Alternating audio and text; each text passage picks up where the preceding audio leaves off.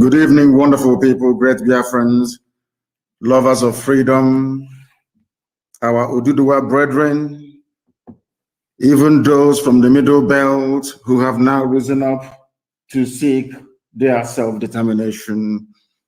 I welcome each and every one of you to this very special, very special broadcast on this very day, Sunday, the 16th of May in the year of the Most High Elohim 2021. The time now is exactly 4 minutes past 7 p.m. in the land of Biafra. If you look at your timepiece, it is exactly 4 minutes past the top of the hour, regardless of where you are. We are live and we are direct, and the whole world is listening. And Chukwu Kikabiama in heaven is bearing us witness, because we have come to preach the gospel that only him mandated must be preached to the sons of men. As always, since I am welcoming you, please welcome other people as well, because there will not be a repeat of this type of broadcast ever again. It is only one in a million. Everybody must endeavor to listen very attentively. If you don't have your pen and your paper with you, I will even excuse you to try and get them. Good morning, good afternoon, good evening, and good night to all of you who are listening, regardless of where you're domiciled. And as always, we are multicasting this very broadcast on a whole host of platforms. We are on Instagram. We are on Facebook, believe it or not. Mazi Nnamdi Kanu. Some people don't believe it's mine, but it is. If you go there, you will be able to listen, not on the page, because Facebook will allow me to broadcast or stream this very content live on my Facebook page. If you go to Mazi Nnamdi Kanu, some of you know it. It is real, it is mine. If you go there, you should be able to listen. It is not a fan page, it's just an ordinary profile, ordinary page. If you go there, you should be able to listen to us.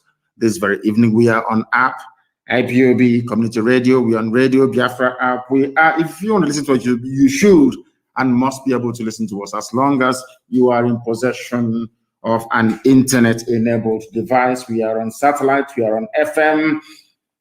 Basically, we are everywhere.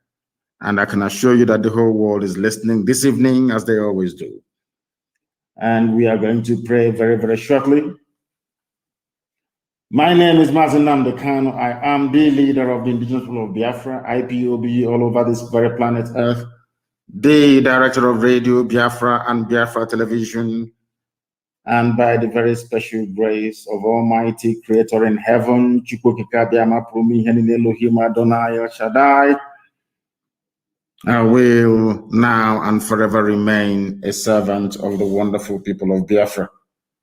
A very special race, a very special breed, the children of the Most High, the sons of light, the daughters of enlightenment. I welcome each and every one of you. I'm going to pray very briefly, that we may commence what we have in store for you this evening. It will take us about 2 hours, or roughly 2 hours and a few minutes, give or take, either side, to bring to you what we have for you this very evening. Chineke nna nke pụrụ m ihe niile, anyị kwere gị nkwa sị na nke ọjọọ ma anyị kelee gị, nke ọma ma anyị kelee gị. Na ndụ ndị a niile ejiwe na-achụrụ gị aja, onye nwe m, n'oge erule mgbe ị ga-emejupụta nkwa nke ikwere ndị gị.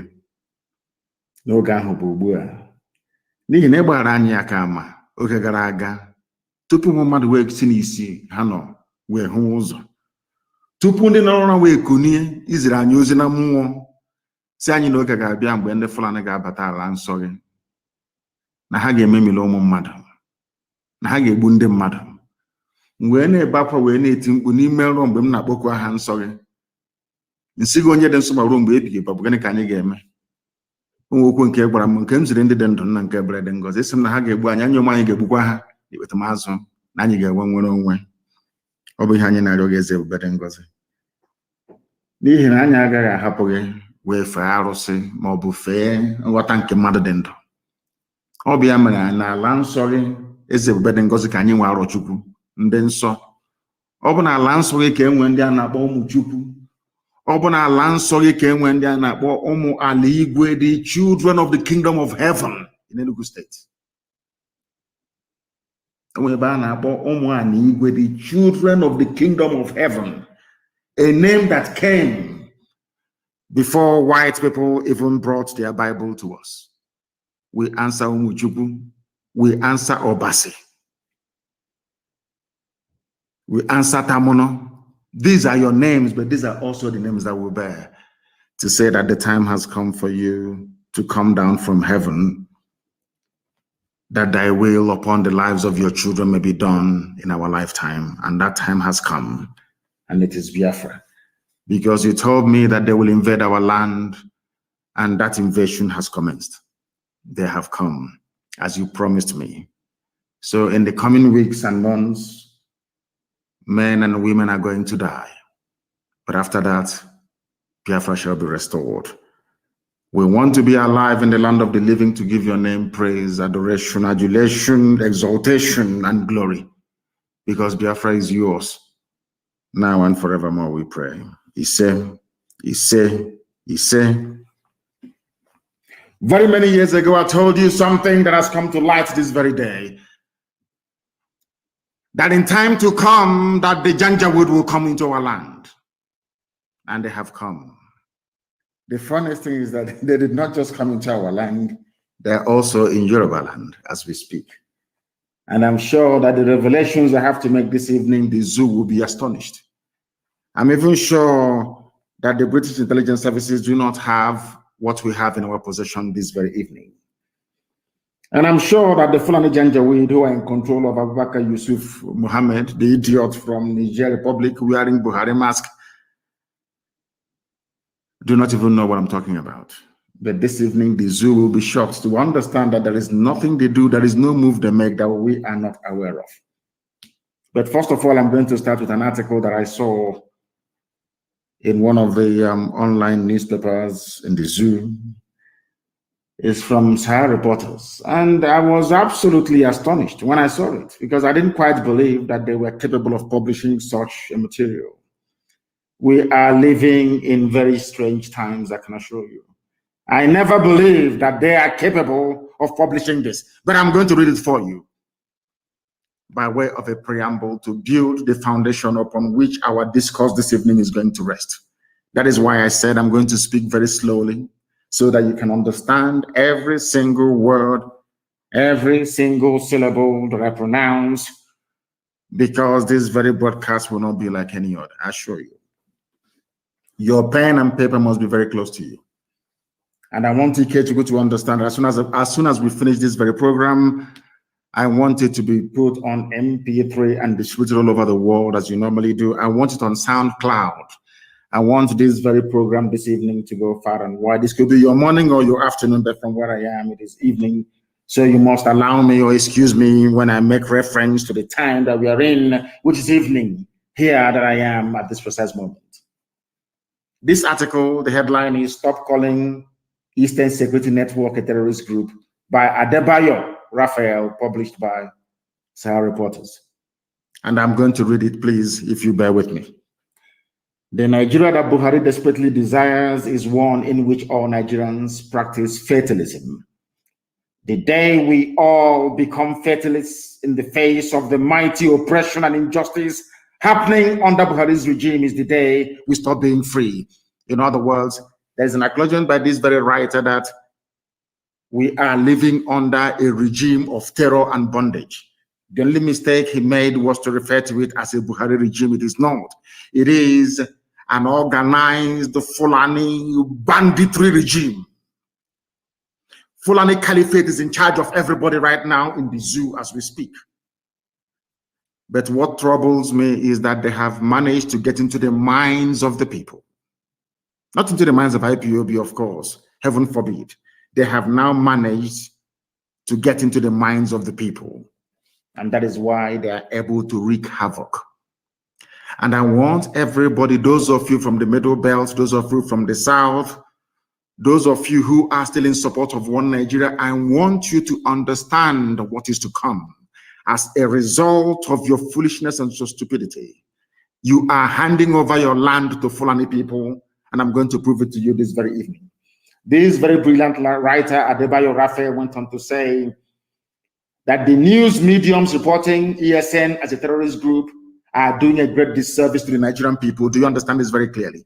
There are some media houses, some newspapers, and all the rest of them trying as much as they can, of course, with very limited success, to tag Eastern Security Network a terrorist group. And why are they trying to do that? Why do you think they want to tag ESN a terrorist group? Not Fulani bandits, no, not Miet Yala, not at all. Not those killing, raping, pillaging, and sacking towns and villages. Not at all. Not those that have renamed some villages in Benue State into Fulani names. No, they're not terrorists. It is ESN. Why? Ask yourself that simple question.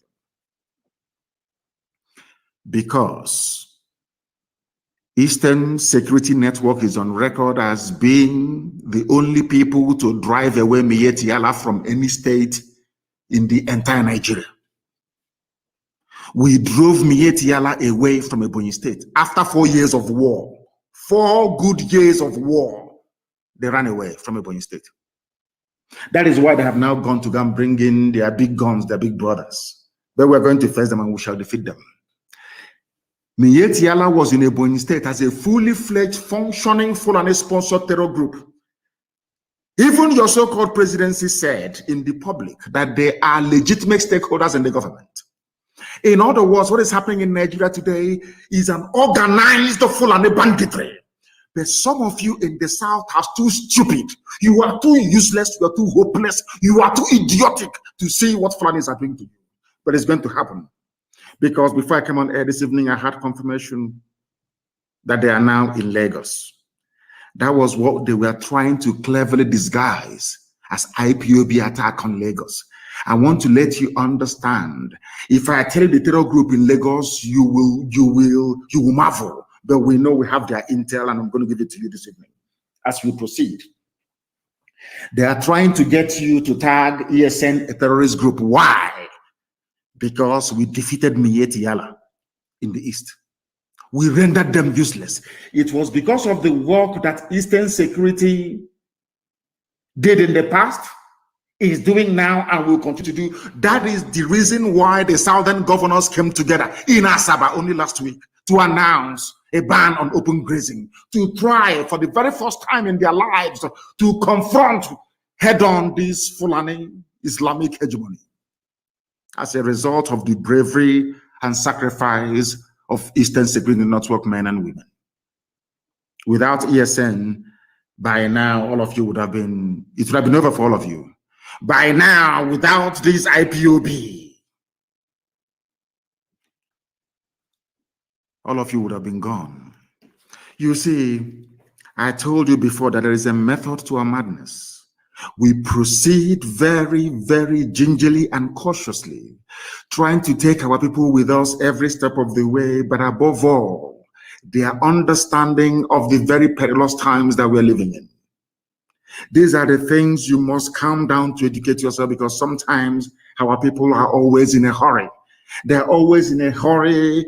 In the process, they fail to factor in every variable that will enable them, or that should enable them, to understand the tactics of the enemy. Most of you don't understand the way the Fulanis operate, but we do. That is why we have been able to predict every of their move. This very person is telling us that anybody saying that ESN is a terrorist group wants you to become weak, wants you to become the oppressed inside Nigeria.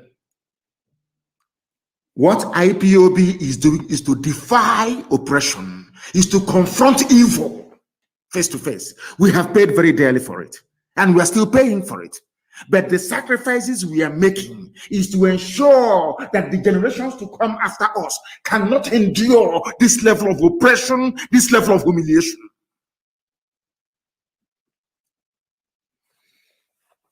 Now listen to me very carefully. What the Fulanis are doing, according to this writer, Adebayo Raphael, by attempting to tag ESN a terrorist group, is to tell every Nigerian that you can never be free. That freedom means being targeted and killed by the Nigerian state. He went on to say, but I reject that. We cannot be free and not be free. In other words, if you decide to cage the people, they must rise up one day to agitate. He went on to remind us very, very simply that on 30th of May 2016, about 1,000 women, men, and children were peacefully marching to commemorate the killing of roughly, he said 2 million, of course, it's not 2 million, it's 5 million Biafrans that were killed between 1967 and 1970 by the Nigerian state and their British allies. They were on the receiving end of a very terrible, inhumane terrorist blitzkrieg, that was what they called it, by the Nigerian security forces under the malefic orders of Buhari at that time when he was still alive.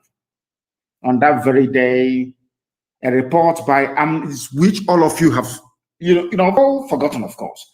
A report by Amnesty International confirmed that no less than 150 peaceful Biafran commemorators were shot and killed. At least 70 of them injured as a result of attacks over 2 days by Nigerian army and police. All of you have all forgotten because you're black people. He went on to enumerate that this series of massacre of IPOB people were intended to put fear into us.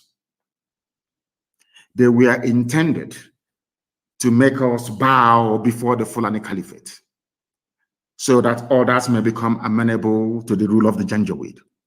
But because IPOB stood strong despite all the things that we went through, that is the reason why people, especially from the south and to an extent from the north, from the middle belt, are now beginning to rise up to say that enough is enough due to all those sacrifices. My father went into it as well and was sacrificed. So was my mother. My men died defending me in my house. This very article went on to enumerate in great detail every illegal activity brought upon the people of Biafra by the Nigerian state that some of you seem to have forgotten. He went on to say that no Nigerians signed the contract of human rights violations and enforced disappearances. They are kidnapping people today, selling their parts to the Chinese. In other words, if you go to China now and you order penis wonton soup, you will see the penis of young men from Biafra land in your bowl of wonton soup in China. Right now, as we speak, the kidnapping, the disappearances are going on, nobody's talking. Any day we react to it, all of you fools from the south and to an extent from the middle belt will be shouting and writing your usual rubbish. Now that extrajudicial disappearances and enforced killings are going on, now, right now in our land, nobody's talking. The day we react, all of you will start jumping up and down. And I will come to the brain of the black man later on, because I have something in store for you this evening, at least to help clear up all those cobwebs that makes you, should I say, predisposed to stupidity and mind control by people you should be controlling instead. The Fulanis have come to take over our land, and we have said to them that they're not going to do it. We are not going to allow them to do it, not now, not tomorrow, not ever. And the sooner they understand this, the better for everybody. Because one thing that the Janjaweed must bear in mind is this, is that this very generation of IPOB, we're not going to allow it. And I want, you can call me a terrorist, you can write all the junk you like. See, the Fulanis are very clever. Before they came, they used to rely on Yoruba media houses to do the dirty work for them. But as the Yoruba media houses were doing the dirty work for them, and of course some Igbo media houses as well, like Sun newspaper, they went back and created their own. Some of you didn't know there was a newspaper called the New Nigerian Newspaper in those days, trying to trumpet the position of the North, or should I say the Arewa core Sharia North. Today they have the Daily Trust and they have Premium Times doing a very beautiful job for them. Their job is to assuage you. They're the ones that will come and inflict injury and pain on you. They're the ones telling you, oh, don't worry, it will be better, you will get healed. They will never tell you that the person beating you will ever stop beating you. No, they will tell you, oh, don't worry, it's not only pain. After a while, you get over it. I want the likes of Ojos or Carlo, all these Efulefus to understand what I'm saying this evening. You people have placed our lives in danger. Because of you, that is why all these killings are going on all over the place by the Fulani. Because of you, those of them in the West, like Tinubu, Obasanjo, and all the rest of the fools over there. Because of you, that is why this evening, as I'm right here on air preaching, Yoruba people are paying ransom to go to their farms to go and farm in Yoruba land. The media will not report it. The same way they will not report how many soldiers they have lost so far. That is their new game plan. But in Biafra land, they will keep dying. That I assure them. Kidnap all you like. Intimidate all you like. Oppress all you like. But let me tell you something you don't quite understand. We are involved in a nationalist pursuit. We are pursuing the freedom of our land. And it can never stop. I want Fulani to understand this very clearly. Understand it very, very clearly. We are not going to stop. Not today, not tomorrow, not ever. If you have come to our land to kill us, you are going to die there. That I can assure you. I am not perturbed by the tag of terrorism, by the tag of you are proscribed, the proscribed, outlawed IPOB, a human being in Nigeria who is suffering, a journalist who is suffering, a media house that understands the pain, the suffering, the anguish, the torments that the people are going through every day is starting this junk on a daily basis. And the Fulani Janja they're all going to find you. They will find you. Do you know that people are being kidnapped in Aba by the Nigerian army sent to Sokoto? They are now demanding ransom. A man paid 6 million naira only 4 days ago to have the wife, his second wife, released to him that was taken to Sokoto. Are you sure you people don't actually understand what is happening around you? We are in a state of war. They've not declared it, but we are in a state of war. Nelson Mandela was called a terrorist. Yes, Nelson, go and do your research because everything I tell you is gospel. Nelson Mandela was tagged a terrorist. Oliver Cromwell, that brought a semblance of the rule of the people. The reason why in England you have the House of Commons today, that the power resides with a commoner, a prime minister, like Boris Johnson, is because of Oliver Cromwell. Are you listening to me very carefully? The reason why the House of Common People in England is the strongest house you have, not the House of Lords. They are the ones that make the laws. The reason why in England today, somebody who is not either a landed gentry or somebody who is not from the royal family or somebody who is not titled, like an earl, a lord, a viscount, is not the prime minister, is because of a man called Oliver Cromwell, an Englishman. He too was called a terrorist. So too was George Washington.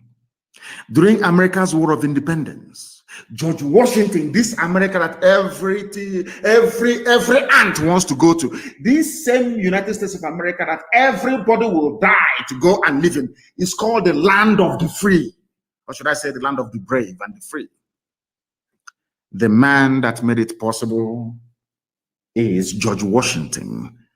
The British called him a terrorist. I am saying all of these things tonight so that if you're called a terrorist because you're an IPOB, because you fund ESN, it is a badge of honor. After following what I'm reading out to you tonight, you will understand it. Who are we compared to Nelson Mandela? Of course, we are nobody. That he was called a terrorist. It didn't stop him. It did not stop the armed wing of ANC come towards his way from doing their job to make sure that apartheid collapses.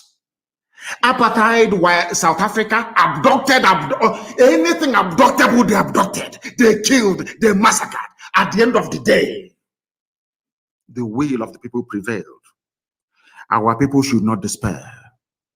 We are going through a very difficult time, aided and abetted by the likes of the Sarikin Fulani, of Imo, Hope, Zodema, the likes of Ojos or Carlo. I'm sure by now that Rochas have repented. He has asked me, in fact, his eyes are open. All the Fulefus talking about one Nigeria is now very clear to all of you that the Fulanis do not mean well Not for us who are fighting them, neither for you who are their slaves. If Nelson Mandela can be called a terrorist, who am I? Oliver Cromwell was a terrorist. George Washington was a terrorist. Robert Mugabe of Zimbabwe was a terrorist. Even, let me shock you, all of you now. Some of you may have heard about a man called Dr. Azikiwe. Dr. Nnamdi Azikiwe is his name. I had to add Nnamdi to his name because he doesn't behave like one. Do you know that Dr. Azikiwe was called a terrorist and exiled to Ghana? Are you aware of that? Do you know who called him a terrorist?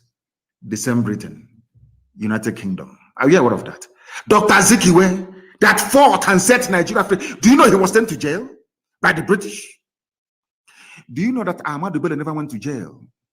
Do you know that Abubakar Tafawa Balewa never went to jail? The only people that went to jail are those from the south. Awolowo and Azikiwe are the only people that went to jail in order to set Nigeria free. Are you aware of that? No, you don't know. And they were called terrorists. Yes, Nnamdi Azikiwe was called a terrorist by the British.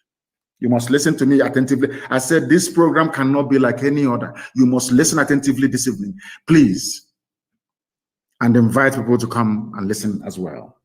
Nnamdi Azikiwe was called a terrorist by the British. Chief Obafemi Awolowo was not spared.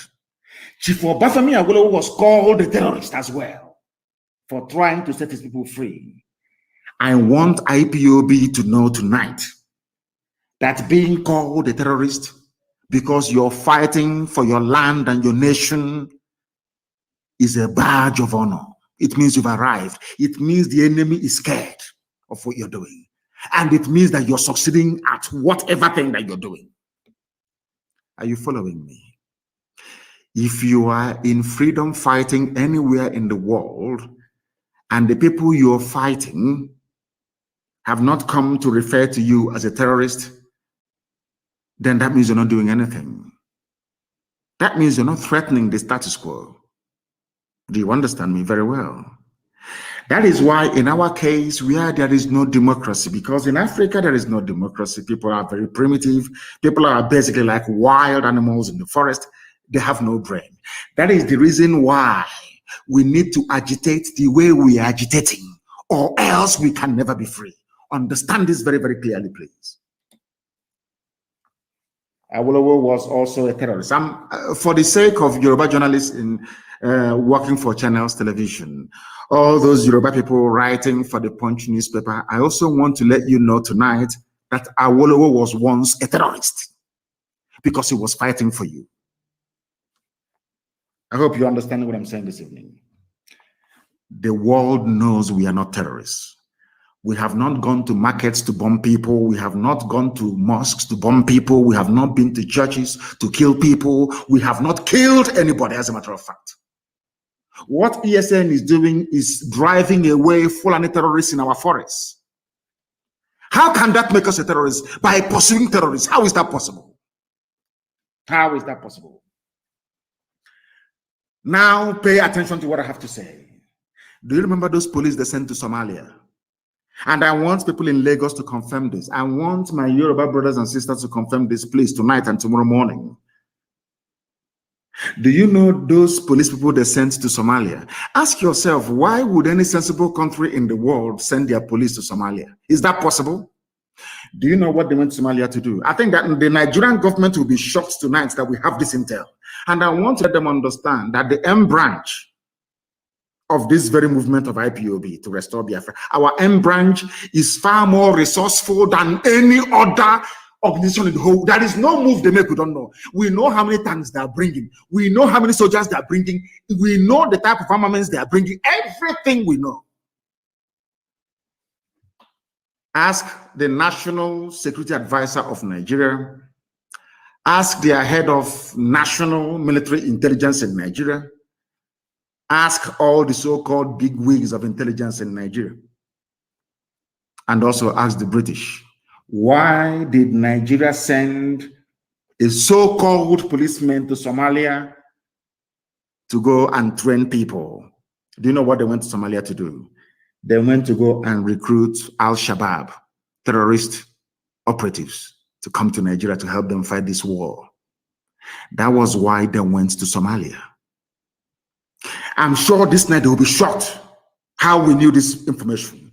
They went to Somalia. There is no country in the world after the debacle of U.S. rescue mission, Operation Hope, under George Bush Sr. No country in the world has ever dared to send their people into Mogadishu. Only Nigeria. Why? To go and recruit the very deadly Al-Shabaab terror group to come and fight for them. Remember the intel all over the place. America gave you intel a few weeks ago. I also have the latest one they gave today. When America said that terrorists are now moving south, I want to let the whole world understand. I want Tinubu to understand that even you are from, you're not safe. These are the people who are surrounding Lagos today. They are the ones in the forests of Yoruba land. Their leaders have come. The Nigerian government, the Fulani Caliphate government, sent their hardened men to Somalia to go and recruit Al-Shabaab terror group because they do not have the numbers to fight in the south. So they are complementing it with terrorists they are now recruiting across the Sahel, but most importantly, Al-Shabaab in Somalia. That was why they went to Somalia. Have you had any updates since they went to Somalia? Have they tried to show you anybody they have recruited from Somalia or how they're helping the Somali government? Have they done so? The answer is no, because their motive there is sinister. They went there to go and recruit Al-Shabaab terrorists to come to kill all of you, shouting one Nigeria with green, white, green flag. You know, sometimes I think that Elohim in heaven is maybe trying to hold us back to unleash this thing from the Fulani so that all the Fulefus will die in misery and in regret. That was why they went to Somalia to go and recruit Al-Shabaab to come to fight for them. And this Al-Shabaab, they are the ones who are in Lagos, planning to attack Lagos. But Tinubu told the police commissioner to say it is IPOB. Are you following what I'm saying? Ask your, oh my, black people, why did God make me a black person? I don't understand. Why people cannot reason. Let me ask you again. Ever since their police went to Somalia, it is a foreign expeditionary mission. How come there is no update? How many Somalis they have trained? Have you ever, how? Brain of a black man. Have you ever wondered why you don't hear anything about that? For the very simple reason that they went to recruit terrorists, Al-Shabaab, and they are the ones now in and around Lagos, planning to launch multiple attacks in Lagos. And a human being, somebody that claims he has conscience, woke up in the morning and decided to blame IPOB for it.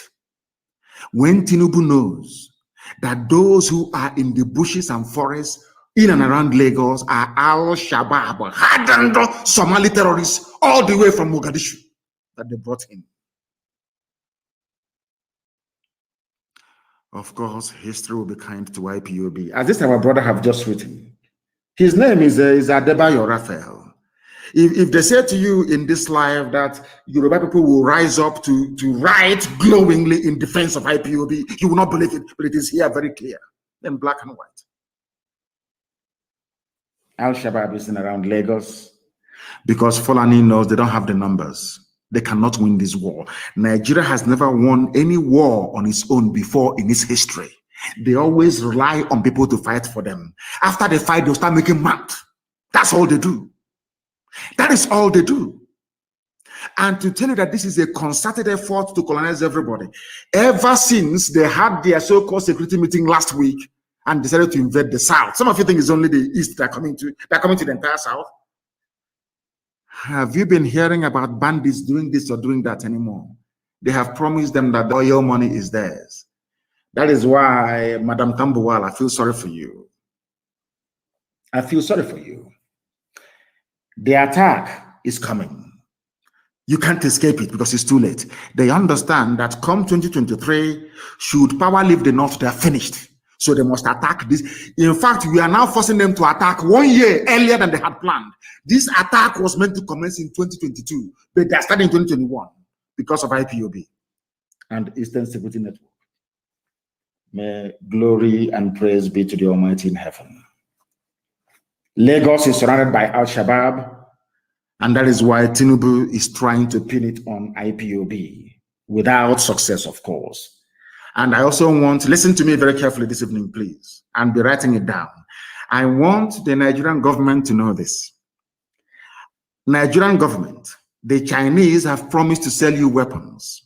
You have moved money to Shanghai. I did not mention Beijing. I said Shanghai. Shanghai is where you are right now purchasing weapons from the Chinese. China have agreed to sell weapons to Nigeria. They have also signed an agreement to supply Nigeria with weapons. I did not say Beijing. I said you are in Shanghai. That is where you are right now negotiating to bring those weapons in, because you have moved Al-Shabaab to Lagos. The main strike force of Al-Qaeda is in Benue State, and the hardened remnants that you recruited from Boko Haram, they are now moving to the east from Bauchi. That is a three-pronged attack coming to the south. And I want Middle Belt to understand this very clearly. By the time the attack intensifies in the south, nobody will remember you, you are gone. Three-pronged attack. The Nigerian government recruited 3 hardened terror groups to fight this very battle for them. Al-Shabaab, they are in and around Lagos, they're in Yoruba land. They are the ones to lead the attack against Yoruba people. The main strike force of Al-Qaeda in the Maghreb, they are advancing through Benue. They will enter into Kogi. From there, they will come into Anambra and Enugu. Whereas the main Boko Haram front, recruited by this same government, they are coming from Ebonyi. But their base is in Bauchi, they're coming from Bauchi. That's where the armor, that is where the tanks are that they have given to them with which to come and kill people, because they have promised them the oil and gas in Biafra land. And that Allah gave Nigeria to Fulani people. Today's date is the 16th of May, 2021. I pray to Elohim that this doesn't come to pass, but it's going to happen. And when it happens, as usual, people will go back to this, but he said it, or he's a prophet, he said it, or because you cannot stop what is coming. And I want you to know those to blame when they start massacring your men, women, and children. You will blame Obasanjo, you will blame Tinubu, you will blame Odios Okalo, you will blame, I don't even want to mention the Sarikini Fulani Hope, that is irrelevant. You blame Rochas Okorocha, you blame the Innamanis, you blame Iwanyang, you will blame Mrs. Tambuwal, you will blame the likes of Edwin Clark. All these appeasers of Fulani, they always appease Fulani. They want to please them. One Nigeria. The person you are doing one Nigeria for, does Fulani believe in one Nigeria? So you think that by Fulani opening their mouth and saying one Nigeria, they are doing it because they love you? Are you stupid? Are you that foolish? They're doing it because they want to conquer you. And in fact, you are conquered already. You are conquered already. Nigeria, are you not in Shanghai purchasing weapons right now, this very night? True or false? We know. When you bring them in, we are going to know. When you deploy them, we are going to know. When we destroy them in Biafra land, we will also tell you that we've destroyed them. That is to let you understand that our own intelligence is more than yours. Because in Yoruba land right now, not only are they refugees in Benin Republic, which some of them do not know, because the news is being suppressed, Yoruba people are paying ransom to go to their farms. Ask yourself this question. Somebody as influential as Wole Soyinka cannot go to his farm. He's a Yoruba man. Wole Soyinka, of course, one of the people that I blame for the mess that Nigeria is in. A man who is learned should be educating those of us, should be foretelling the dangers to come by virtue of his academic accomplishments. He was the one supporting Fulani Janjaweed. I don't know if they were doing it to spite the Igbo people. I don't know what for. That same man cannot go to his farm. Are you following what is happening? Are you following what is happening? Of course, they gave us BBC Igbo to do to us what Punch and all these channels have been doing to Yorubas for long. They're in front of you, they'll be doing oyo-yo. One Nigeria, you're dancing. From the back, they're slaughtering you. They're slaughtering you. Because Fulani needs to create a diversion. And they are masters at they know how to divert your attention. They are very good at it. And that was what our brother was writing about Adebayo Raphael. ESN is a terror group. Nobody will ask them, but did ESN bomb any church? Did they go somewhere raping and killing people? Did they steal anything belonging to anybody? The answer is no. So what qualifies them as a terrorist? Oh, no, because they're fighting Fulani. They are fighting your Janjaweedism. That is why they're terrorists. And being black people, very cowardly, very wicked, all of you are quiet. And I said this thing before, and I will say it again to the hearing of the whole world. Black people are suffering all over the world because we are a very wicked race.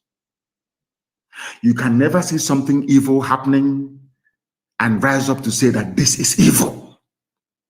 Regardless of that person's ethnicity or tribe or religion, you say this thing is evil. I was in detention. I was paying for wrongfully convicted and wrongfully accused northern boys to have access to decent legal representation. I was paying for it. I was in detention. I was paying for it. I was paying for people who were wrongly accused of being Boko Haram members to be set free. I did not mind which tribe they came from. There is a video circulating, and I want all of you to circulate that. I was in High Court. I was the one that paid for the parents to come to Abuja, to High Court, that I may tell the whole world where their children were being kept. I did not do it because they were Igbo or Efik or Ibibio or Biafra. No, not at all. Because they are human beings. And the truth must prevail. And I'm telling you, maybe that is the reason why, despite all their attempts to kill me, they have not managed to do so. Because this God that we serve in heaven can see the hearts of men, even in secret. And know that I harbor no ill feelings towards anybody on this earth. All I want is to be free. The reason why I want to be free is because Nigeria can never work, not today, not tomorrow, not ever. And I have pride and I have honor. I cannot be following white people all over the place, staying in a white man's land, working, them giving me everything, 24 hours, electricity, housing, education, everything. And I cannot give the same thing to my people. If I can't do that, means I'm a failure in life. That's why we want Biafra. Not out of hatred for anybody, not at all. But Fulani wants to take our land, and we're saying no, they cannot take it. And some of you idiotically are supporting them. In the next coming months, you will see the result of the damage you have done to yourselves. You will see it.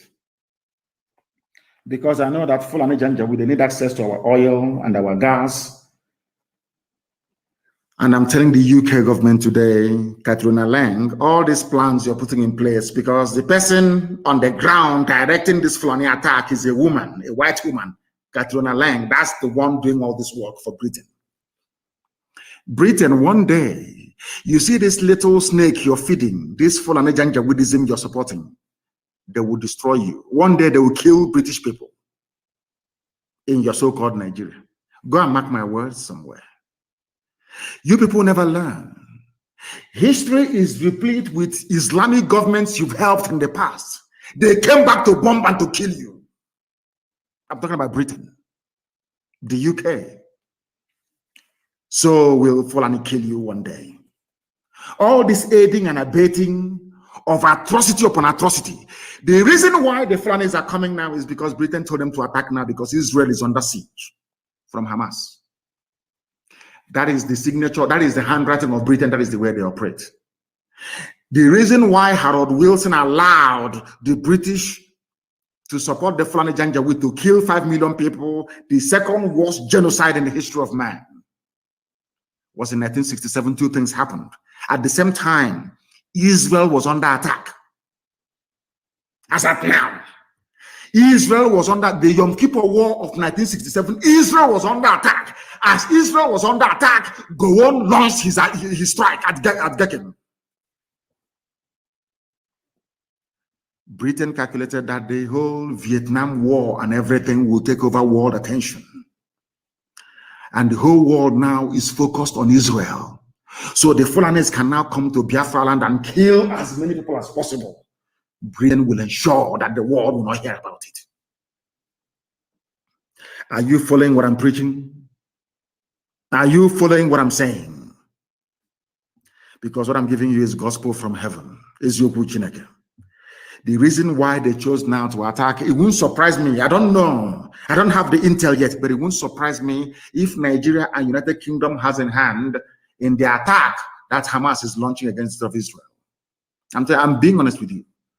Or maybe they knew about it. Of course, they have a very credible and formidable intelligence services. They knew about it. And what they decided was, Nigeria, this is your time now to move in, because the global attention is on Israel. Go to Biafra and kill as many as you can. Subdue and suppress them. Do you know how I knew that this was going to happen? Anywhere Katrina Lang visits, anywhere she goes to, give it only 2 weeks, the army will move in there to kill people. The British, I'm telling you, it's simple research, go and do it. Anytime there is a crisis, the British High Commissioner Katrina Lang, anywhere, anytime she's on the move, you are finished. She was the woman that visited Bola Ahmed Tinubu. The next day, people were dying around Lekki Tollgate. After visiting Ojo Zokalo to go engage the Poles of the East, Ojo Zokalo gave them the go-ahead to come into our land to kill us. Katrina Lang, that's the woman's name. British High Commissioner to the zoo that they created called Nigeria. And people don't want to understand because I'm going to come to the issue of black people later on, because the time has come for us to begin to reason properly like human beings. Do you know somebody called Davin Anderson, the US intelligence chief? He warned that southern Nigeria needs to keep its eyes open. Terror groups have taken over the region. This is the news being reported 3 hours ago. 3 hours ago, go and Google it. Southern Nigeria needs to keep its eyes open. Terror groups have taken over the region. This was what Tinubu was trying to pin on IPOB. Are you following? This was what Tinubu was trying to pin on IPOB. So when Al-Shabaab are busy slaughtering people in Yoruba land, Tinubu will say it's IPOB that is doing it. But as God will have it, the love I have for Yoruba people stemming from the love they have shown to me, I'm being honest with you. We talk privately. The land of Baya de Banjo, the land of Gani Adams, the land of Iboho, the land of Femi Fanikayode, the land of Papa Shoranti, the land of my late friend. Why would I go and attack it? They don't know that we are under oath. Do you know we are under blood oath with our Yoruba brethren? Are you aware of that? Blood oath. That we can never, ever, not in a billion years, work against each other. Never. That is why you see their rallies. You see the way they do their rallies? That is why everywhere is bubbling. And the intelligence officer that spoke to us told us that they don't want to attack Yoruba yet. Their plan before was to attack Yoruba first, take over Yoruba land, and then come to the east to subdue us. But that the only people they fear is IPOB. Go and ask them. That is why they want to demonize us. If you're from the south, I want you to listen very carefully. If you're Biafra, if you do the war, even from the Middle Belt, the United States has said that the southern part of Nigeria should stay on alert because terror groups are already establishing their presence in the country and moving down south. The warning was made in a media briefing by Davin Anderson, commander of the U.S. Special Operations Command Africa. He said Al-Qaeda is also expanding to other parts of West Africa. We have engaged with Nigeria and continue to engage with them in intel sharing and in understanding what these violent extremists are doing. Not IPOB. Al-Qaeda is there. Al-Shabaab is there. Three-pronged attack. ISIS in West Africa is there. And Tinubu wants to pin it on IPOB. Do you see how evil these men are? But our God is fighting for us. That is why we receive. They don't even have this intelligence we do. I know we are buying weapons now, Fulani. Fulani can never fight a war on their own. And I told that all the barracks you see in the east, they're empty. Nobody wants to join their army. That is why they're drafting people from Baguchi. If you claim that 82 division in Enugu is strong, Obinze is strong, or Hafe is strong, or Onitsha is strong, they are all there to intimidate all of you into submission, that the Fulanis may rule over you. That's all. There are no men. They have to go, and now they are recruiting terrorist groups to come and fight for them. You must understand what is happening. Therefore, it never came to me as a surprise. Katrina Lang, the UK High Commissioner to Nigeria, wants the Igbo race to be wiped out. The same way people want the Jews to be killed. Any day our people rise up to recognize and understand this, the better for all of us. Some people want us dead. Not that we have done anything to them. No, not at all. But because United Kingdom believes that the coming of Biafra will herald the coming of Christ, that the world will come to an end. Any day the black man acquires reason. Any day the black man can build a car. Any day the black man can feed himself. That day the world will come to an end. That's what they believe in. And they know that it is Biafra that holds the key. They understand that very well. That is why it never came to me as a surprise that after Katrina Lang visited the arch-traitor Joseph Carlo,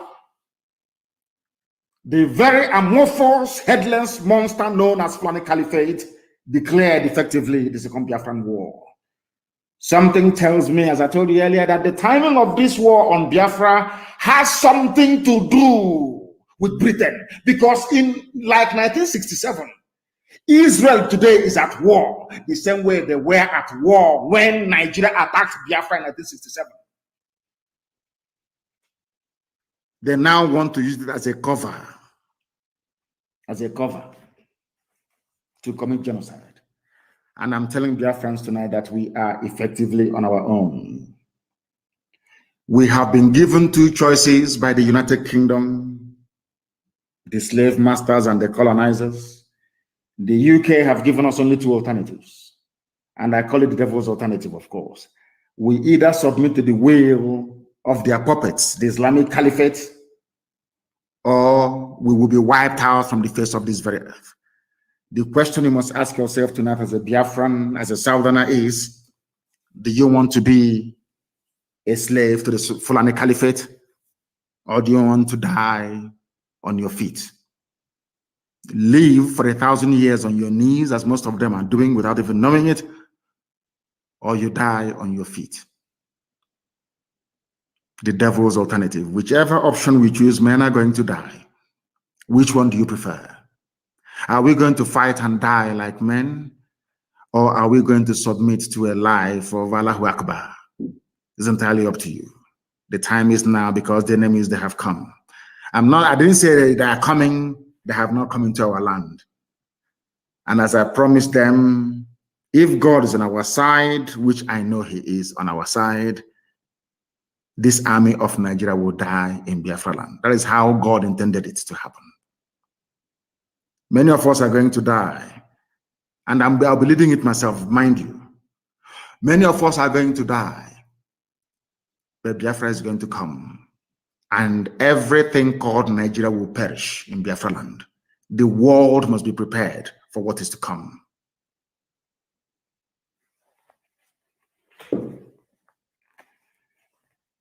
We are not going to be slaves in our land. I want to let Katrina Lang, the UK government, to understand this. That we have chosen the path of death than to submit to the will of the Fulani Caliphate. Death is better for us. People are dying every day. Are they not human beings? People are dying every day. Are we better than them? Those who are dying, are we better than them? We must develop the mindset of the Afghanis. In Afghanistan, that is why Afghanistan cannot be taken. It doesn't matter the firepower you have. NATO is in Afghanistan. Have they taken Afghanistan? The answer is no. You are coming to kill us, but we are also going to die together in the land of Biafra. Let anybody say I did not warn them, because things are going to start happening in the next 14 days.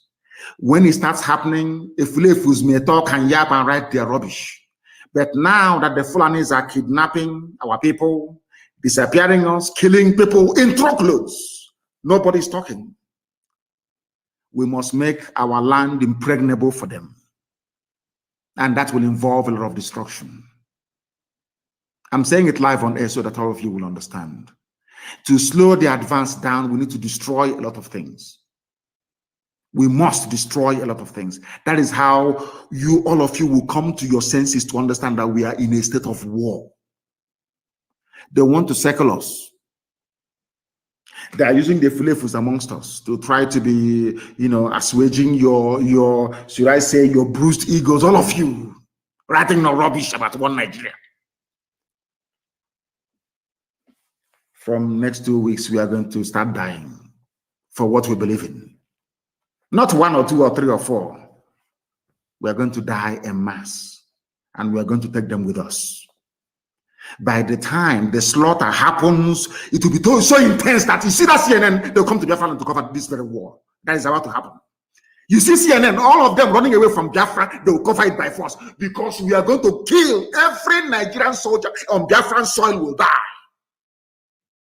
God is my witness. And I will lead this very army myself. I want the UK to understand that we have chosen to die than be slaves.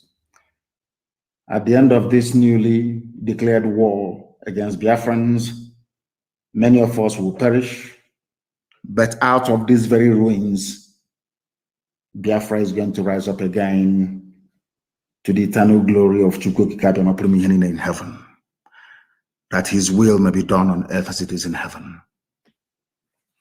I want them to understand. Let it not be tomorrow. People say, but the suicide bombing is not part of our nature. It's not our life. It's not our culture. Now that Fulani are there, we are going to die with them.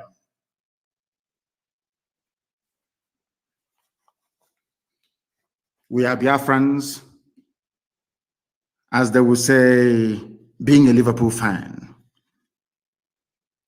What we do in life echo in history, as they sing. What you achieve in life will echo because it's appointed unto man to die only but once. Earlier I was mentioning Mandela, I mentioned George Washington, I mentioned Oliver Cromwell, I mentioned Mugabe, I didn't even know if I mentioned Castro or not. All these were called terrorists. They are all dead, but they are immortal because we still mention them till this very day.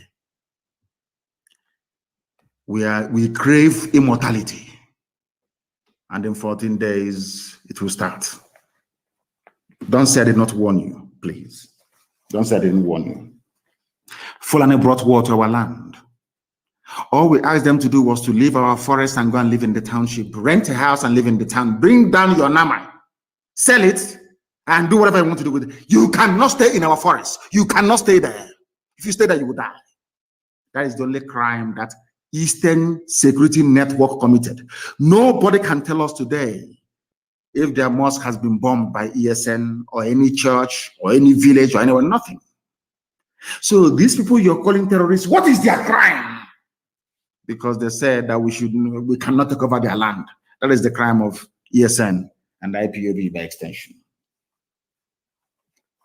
As I told you a few weeks ago, the Janjaweed have opened the floodgates of hell. And unto thy hands, O Elohim, we commit our spirit. As they will say in one very popular movie, those of us who are about to die, we salute you. Because the land of Biafra will be defended with the blood of anything that moves. Rather than the Fulani to take over Biafra land, there will be no living organism in that very place. I am warning every traditional ruler, every governor, every senator to understand what I'm saying this night and take it on board. And do not quote me out of context. If you want to be a Fulani slave, go to the Middle Belt and join them there. All of you can be slaves to one Nigeria. That is your business. You see the land of Biafra, we cannot surrender to anyone.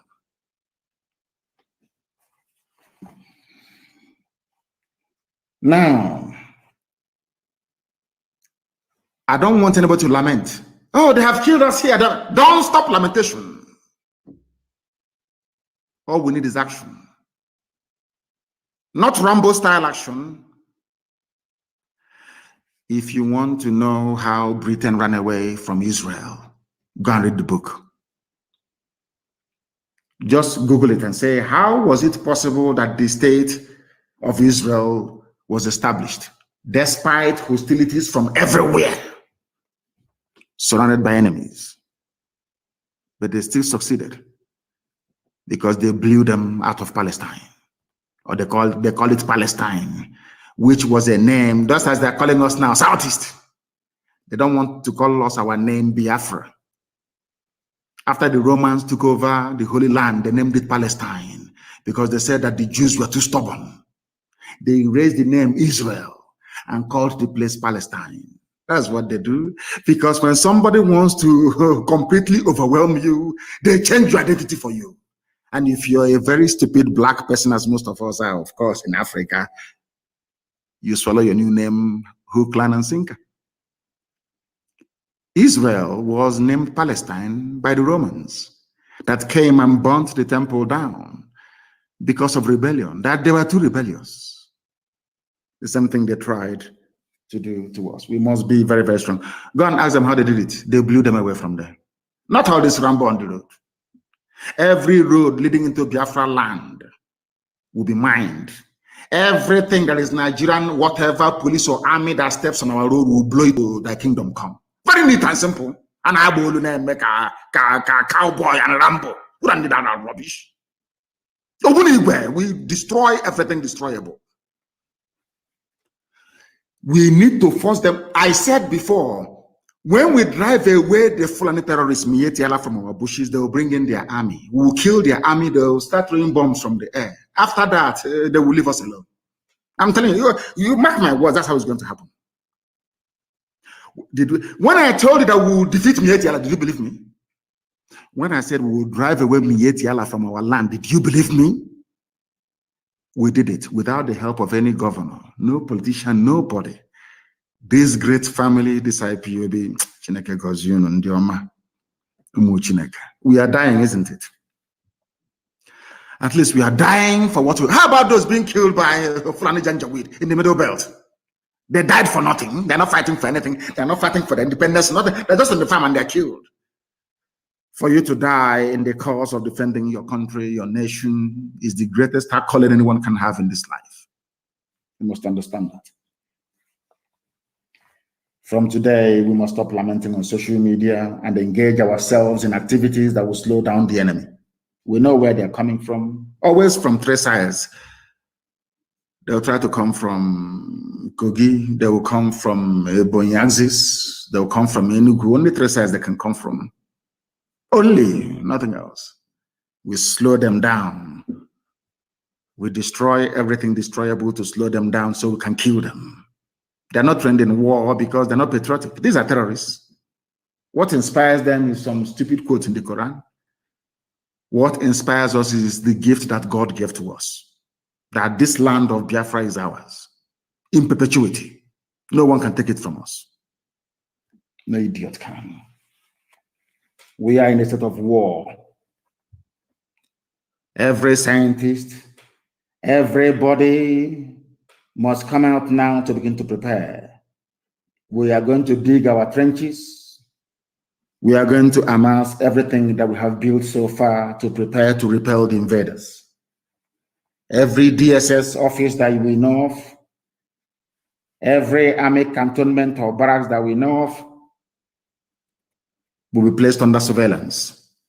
And we must begin to deal with them as we lay our hands on them. Because before I came on air today, I wanted to apologize to white people. You know, before I used to be very angry about against slavery, against colonialism and all the rest of it. But in a way, today I want to apologize to Europeans and to Americans that enslaved black people. Because I have come to believe that the best thing that ever happened to we black people is slavery and European colonization. It's tongue-in-cheek, if you understand. It's sarcasm, if some of you can actually absorb it.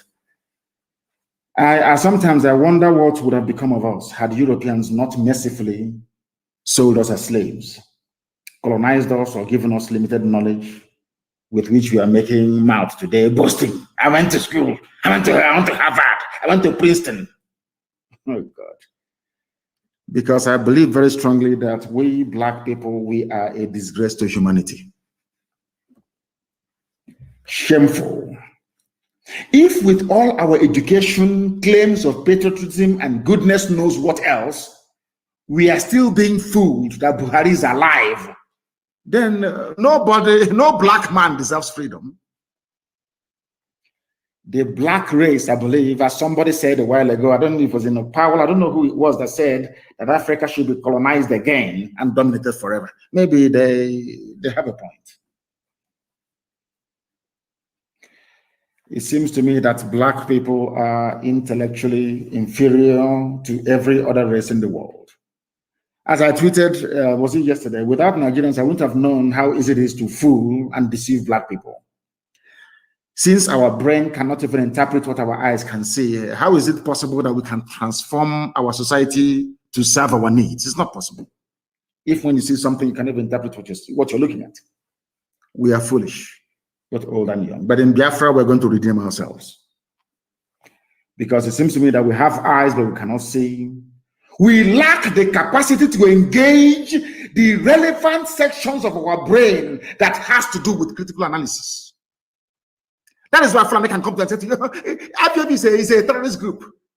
You, as a Southern journalist that went to school, a journalist that went to school, you will say, instead of you to ask the government, but what did IPOB do for you to outlaw them? When Mietiala is going about killing, raping, and maiming people, you are outlawed, proscribed, outlawed. You can't ask questions because you don't have conscience. That part of our brain that has to do with critical thinking and analysis, in Black people, I don't think it is working. When you see something that is beautiful, don't you say that thing is beautiful? You may not have been to Niagara Falls, you may not have been to Budukato Ranch, you may not have been to Uguta Lake, you may not have been to, I don't know, Otampa River, you may not have been to, but when you see beauty in nature, the first thing you do is to acknowledge it. When you see a handsome man, a beautiful woman, you don't need anybody to tell you that this thing is beautiful. You will say, oh, but this one is so beautiful, or this television is so pretty. Do you know why? Because your brain automatically identifies anything that is beautiful. That is how human beings are created. You may not have seen that thing before. As one old woman taught me, once your eyes behold something beautiful, your eye, oh my God, this is so beautiful. Because that part of your brain is still functioning. Which means that everything bright and beautiful, your brain will automatically tell you that that thing is beautiful, isn't it? Anything that is bright and is wonderful, like the rainbow, you say, oh my God, or a sunset in the morning, or sunrise, you say, how beautiful this is, because your brain is telling you it's beautiful. You don't need anybody to tell you. The same thing goes for anything that is ugly. If you can start up and behold something and say, oh, this is so beautiful, you can also rise up and say that this thing is very ugly, it is evil, it is bad. This brings me to the phenomenon of the dead, late Buhari, and the successful attempt to deceive all of you so far in this zoological republic. Let me leave out the more complex, interpretations of the various masked wearers of the Fulani cabal that they periodically bring out to deceive all of you, semi-animals claiming you educated, and focus on the very simple ones that prove to me that Black people, especially Nigerians, are lower than wild animals. I cannot compare a wild animal to a Nigerian because that means insulting animals. I'm telling you the truth. And why am I saying this? Because of the case of Buhari, the dead Buhari. I don't know why some of you will stand in front of the mirror and look at yourselves and call yourselves human beings. With the same eyes, you look at the picture or the video, the channel's television interview of this little boy with his hands, very fresh hands, like that of a 25-year-old. You saw his nose, that the mask tore. The part of the nose where the mask should be had cut off from the main nose itself. The nose was looking like that of Michael Jackson, a crumbling nose. All of you saw it. You saw his hands.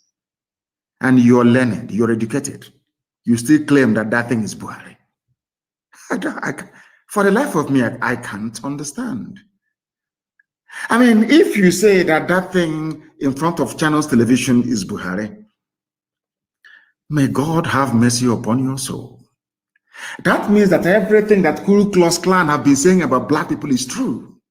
That these people are beasts. They cannot win. Even when they say the truth, they cannot stand up to say that this is what it should be.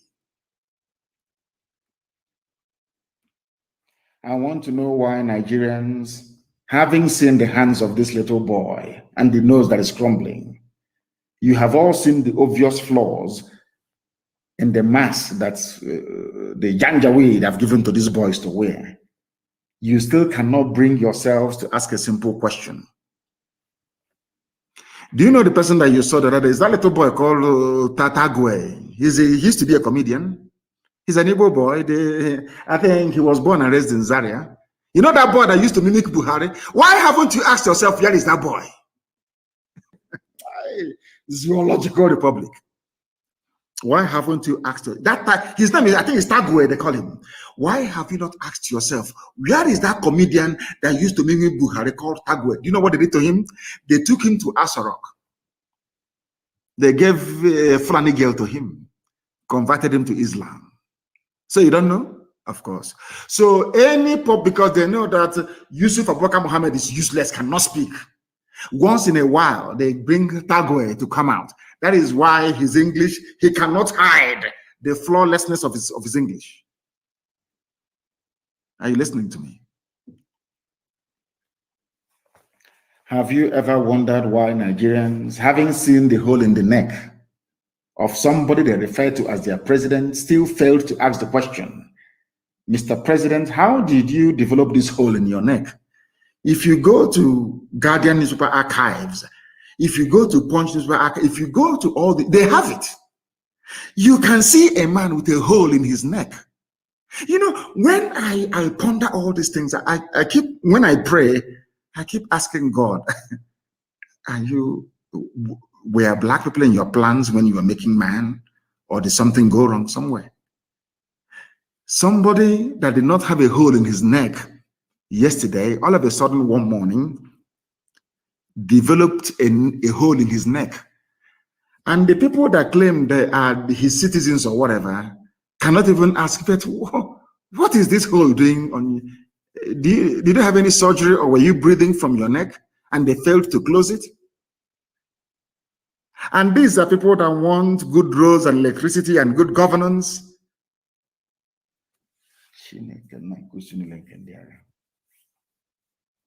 In any system that claims to have regard for the well-being of the people, such an obvious defect in the appearance of their so-called number one citizen should have attracted a lot of attention.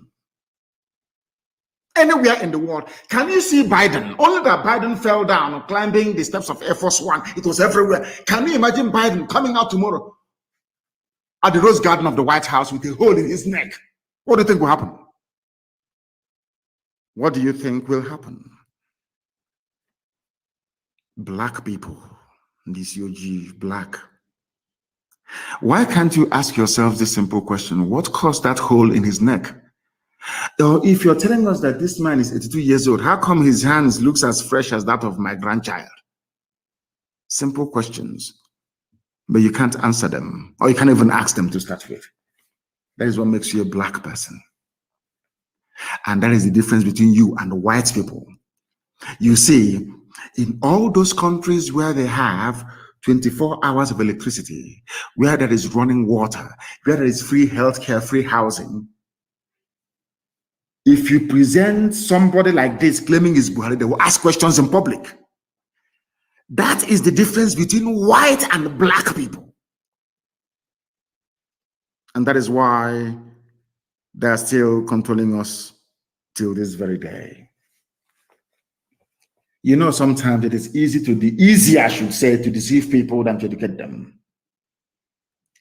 Especially those who have been enslaved and deceived. That's why so many people don't want to learn about the evil that is going on in Asorok. Even when you see it, you don't want to say, oh, bring 2023. Let 2023 come so another person can go in. Typical black people. And you keep wondering why you are poor. You keep wondering why God has abandoned all of you. You keep wondering why you have no good roads. You keep wondering why you go out and the army will kill you and nobody will talk. You keep wondering why you be in your home and the police will come and kill everybody and nobody will talk. There is a picture that is in circulation. I tweeted it. Please go to my Twitter handle or page and see it. I tweeted a picture that was released by Channels Television, not from me, Channels TV. In fact, God so kind, there is a video. I want everybody to pay attention to the maxed, crumbling nose and young, fresh hands of this latest version of an 82-year-old dead Buhari. An 82-year-old man looking so young and so fresh. Now, the question any sensible person will ask is this. Anywhere in the world, I believe even white people will ask is this. If such transformation that so-called Buhari went through that turned him from 82 years to now 33 years, if it exists, why is it that Bill Gates is not looking like an 18-year-old? Or even Biden, the strongest man in the world, allegedly? Or even Tifunubu, that not only looks old, but very, very ugly at that? Don't you think that all of them would have opted for a more youthful appearance to coincide with, even Tinubu from 79 to 69? If it were possible for him to make himself appear young and look 69, he would have done it. He would have done it, but he cannot do it. Because who you have in Asorok is not Buhari. Buhari is dead long time ago. Look at his hands. I want any Nigerian to look at the hands of that little boy and tell me that that boy is Buhari. Just look at the hands. And don't take the picture because it's Photoshop. Go and play the original Channels Television interview and you'll see it. He kept pulling at his nose mask now because we lambasted them. Because of the pomo ear, they're now tying it around his neck. None of you can ask questions. Chai, this UG. One of my greatest regrets in life is being born a black person. Because sometimes I wake up in the morning, I'm thinking to myself, how can I be thinking this way? And there must be other people capable of thinking the way that I'm thinking. How can I say that somebody is Buhari? He cannot put his mask around his ear. He's around his neck. You can see the nose, double fold nose crumbling. You can see this, the mask that tall. Yes, you cannot ask questions. You are there. You are looking at the fresh hands. The fresh hands. If whatever Buhari went through was possible to make him turn him from being 82 to 33, why didn't Prince Philip do the same thing? Queen Elizabeth of England. Why didn't Queen of England do the same thing for her husband that just died? Because we are Africans. They can deceive Ifulefus and Nigerians, but they cannot deceive IPOB. It is we black people that destroyed ourselves with our own hands. Nigeria is a typical example. I will no longer blame any white person. I will not even blame anybody. You see, Ku Klux Klan, all these racist groups, I can never blame them anymore. Because one day I was thinking to myself, a white man just can't be racist for the sake of it. Why are they not being racist towards Japanese people? It is dawning on me that we are the reason why people are racist towards us. Our behavior and our way of thinking. We black people destroyed ourselves with our own hands. These people have made a mockery of their own constitution. If they cannot obey their own laws that says that once the president dies, the vice or deputy takes over, how do you expect the rest of the animals in the zoo to obey the constitution? Fulani Janjaweed, I'm asking you this question. Fulani Kabal, you have disobeyed the constitution. Buhari died on the 27th day of January 2017. Instead of you to swear Osibanjo in as the president, you kept a mannequin, moving one idiot from place to place. That is why there is no live address. They cannot address you live. They cannot do any walkabout. Nobody can visit them. Nothing. These UG black people, you are the cause of your own problems. And everything is in your brain. The way you reason, the way you approach issues, the way you analyze issues is the reason why you are poor. That is why it appears as if the whole of the world hates you. They call you nigger, they call you all sorts of names, not because they hate you, but because you hate yourself. The way you reason and the way you behave. We destroyed ourselves with our own hands. Even in Nigeria, the Fulani that wrote the constitution cannot even obey it. If you demand for DNA tomorrow morning, they will give you restructuring. Those of you asking for it, just ask for the DNA of that idiot. Just come out and say it. And you see they will give you restructuring overnight. They can deceive you people, but not us. A dead man that should have been replaced now has a mask. Anybody can wear that mask with a rumpled nose, shamelessly telling us that he wants to invade the East. And we have agreed on a new measure to invade the East. Somebody who is not a Nigerian.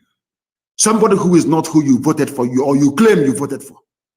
A little boy of less than 33 years of age, claiming he's 82. When the world, when they look at that, they say these are idiots, let us kill all of them.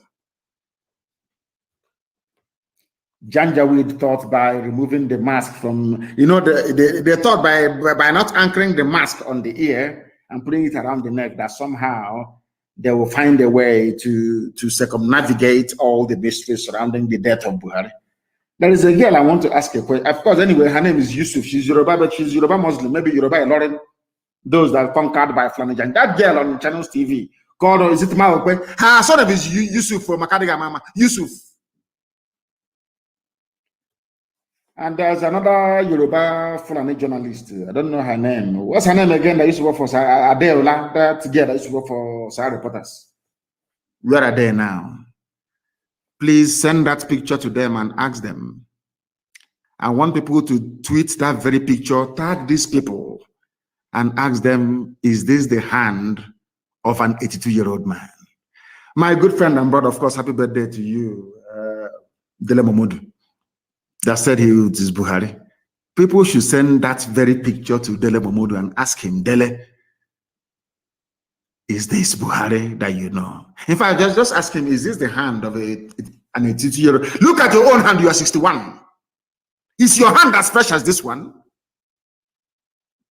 Because I told you before, you cannot, there's no way you can do plastic surgery on the hand. It will always show.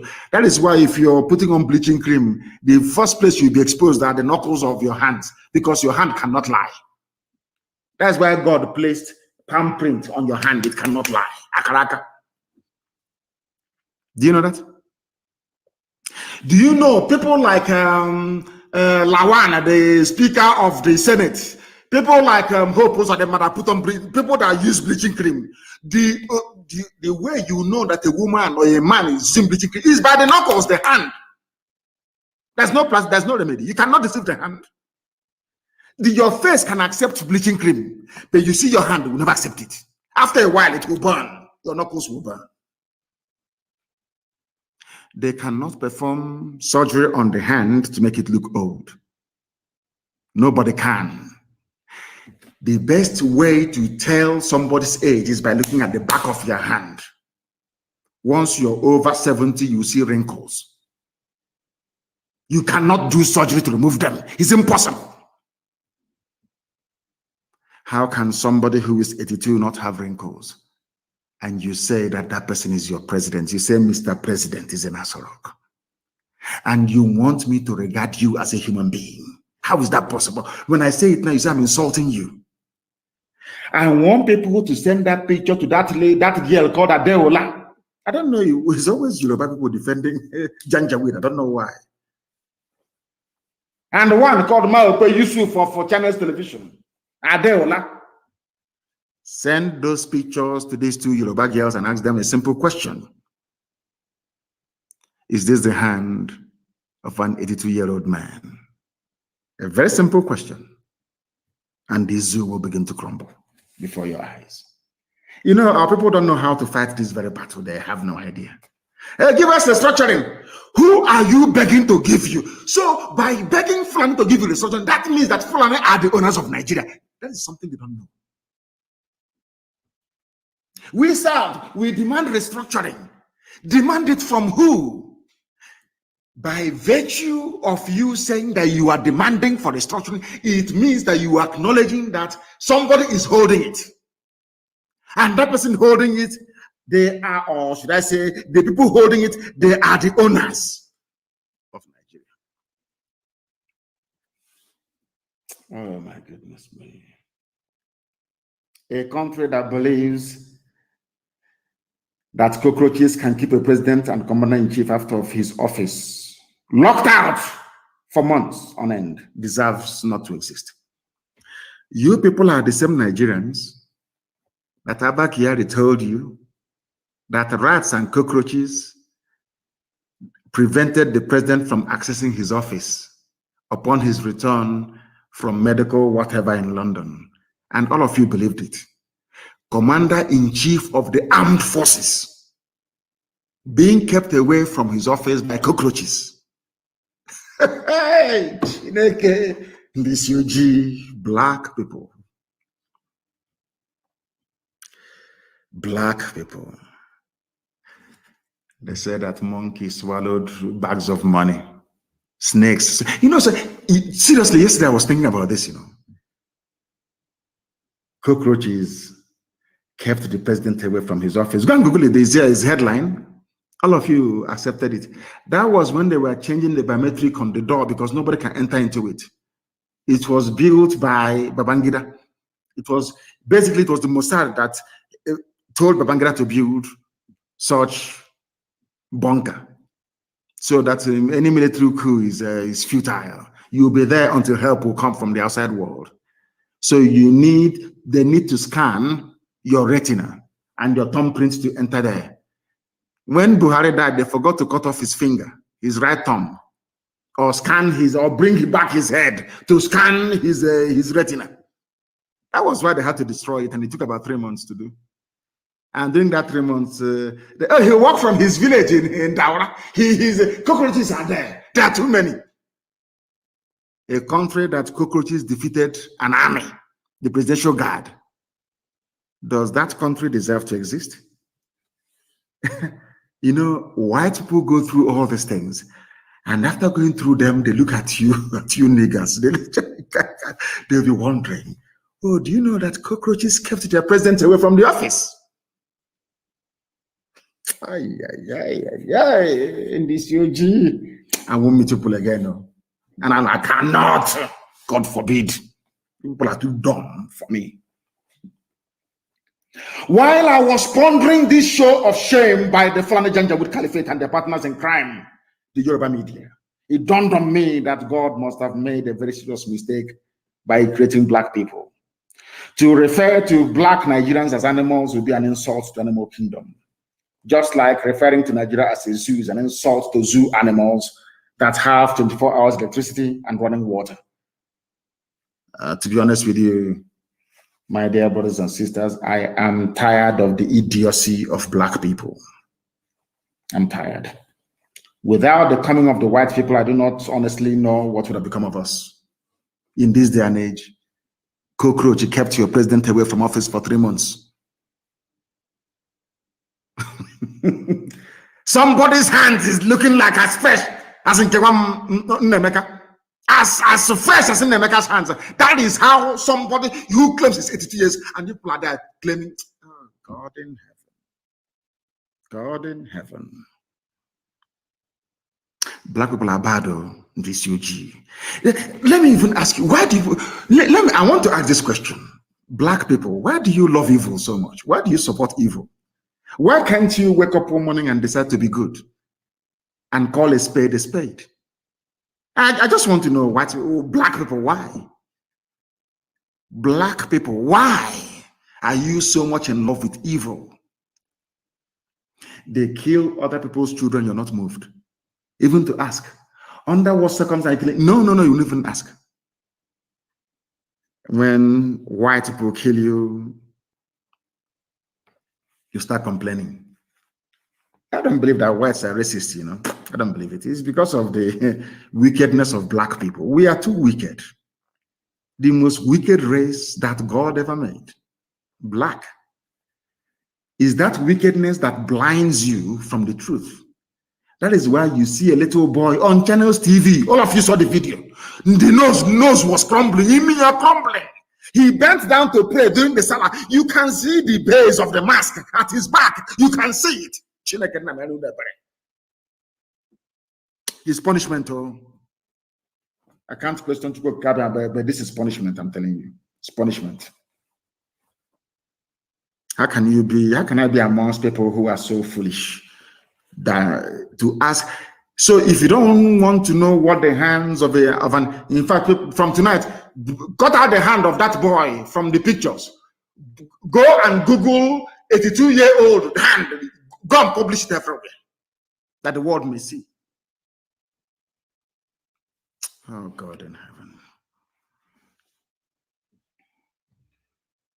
To refer to black people as Nigerians, in fact, as animals, is insulting the animals. And Fulani hypocrisy is what is going to kill them. Fulani hypocrisy is what is going to kill them. Let me tell you, they said they wrote a letter. The mask wearing Fulani. Oh, this, you know, do you know why Fulani can do whatever they want to do and get away with it? Because all of you allowed them. You know, when Buhari died and they brought in Jubril and put a mask on his face and convinced you that he is Buhari, that was the day that Fulani knew that they can take all of you and nothing will happen.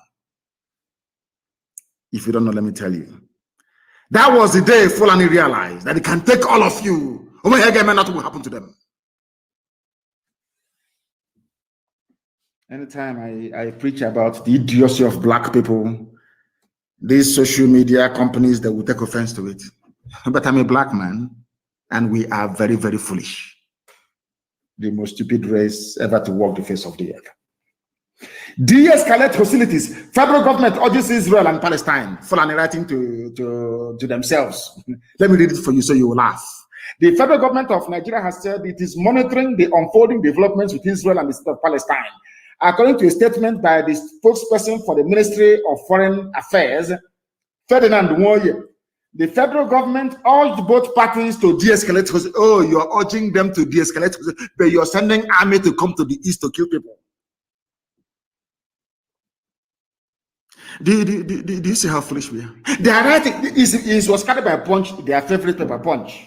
You know, it says the Janjaweed, you pro Janjaweed Yoruba newspaper. According to a statement by their spokesman for the Ministry of Foreign Affairs, Ferdinand Nwoye, the federal government urged them to de-escalate. But in Nigeria, where you are escalating violence and conflict. But you are writing to Israel and Palestine, asking them to de-escalate. Such idiocy. From the zoo. They urged the two parties to remain committed to the two-state solution and to ensure that all citizens live in peace and dignity. Are you listening? Nigeria advising Israel that they should ensure that all citizens live in peace and unity with dignity. But you're asking us to give you land for Ruga, for Miet Yala. You're telling us that they are your brothers, your misguided brothers, but you're telling Israel, a civilized, advanced, blessed country, to de-escalate. But in your own land, you are escalating. Anyone, this, you're black people, man, in this UG. What do you expect? Dear me. Let me read a paragraph from the letter that will make you laugh if you're in the zoo called Nigeria. Now listen. The letter went on to say, the federal government further urges the two parties to remain committed to the two-state solution and in the meantime, guarantee the rights of all citizens to live in, guarantee the rights. So you people know what the rights of citizens are. Yet to protest is a crime in Nigeria. To say you want self-determination is a crime in Nigeria. But you're advising Israel. Are you sure that these people are okay? Anyway, but they're black people. Why am I disturbing myself? One this OG, black. Very, very sad indeed. Can you just imagine these cow brains? Are they for real? At least in the case of Israel and Palestine conflict this time around, Hamas were the people that fired rockets first. Maybe what is happening to black is now happening to human. Israel was on their own and Hamas started firing rockets at Israel. And Israel had to respond with overwhelming force. Now, despite the fact that Hamas were the first to fire rockets at the state of Israel, the letter from Fulani Janjaweed Caliphate in Asarok is de-escalate. They never blamed Hamas for firing rockets at Israel first. No. And that is not the topic of discussion tonight. It is called context. I want people to contextualize. I want you to put into, I want people to put into context the case of IPOB and federal government of Nigeria. Hamas fired rockets at Israel. Israel responded. Nigeria said, de-escalate. Please guarantee the rights of citizens. I now want to ask Nigeria, did IPOB fire anything at you? Did we even fire ordinary catapult at you before you sent your army to come and kill us? A very simple question. If you're asking those exchanging rockets to de-escalate, what did we do to you to warrant Operation Python Dance 1, 2, 3, 4, 5, the massacre of the innocent? What happened? What did we do? In the court of law, if mankind still has any conscience, they will ask you, but what did IPOB do to you? What physical harm did they bring to you? You say, oh, they're asking for Biafra, but Nigeria must be one. That's our crime. But Hamas fired rockets at Israel. You're asking for peace, for guarantee of rights of citizens. But we did nothing to you. The world will ask the zoo, but what did they do to you? What did Nnamdi Kanu do to you before you arrested him in 2015? Before you went to Mport to massacre people, what was the crimes of those youths? What did they do? Did they fire a rocket at Asorok? The answer is no. Now, when you live in a society that fails to rationalize the rights and the wrongs of what the government of Nigeria is doing to agitators, then you don't deserve to be called a human being. What did we do? You are asking Israel to take it easy on Hamas that fired rockets and killed citizens. Where did we fire rockets at you before you decided to invade our land with Mietiala?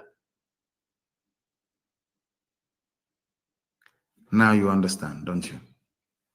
Now, can anybody tell me,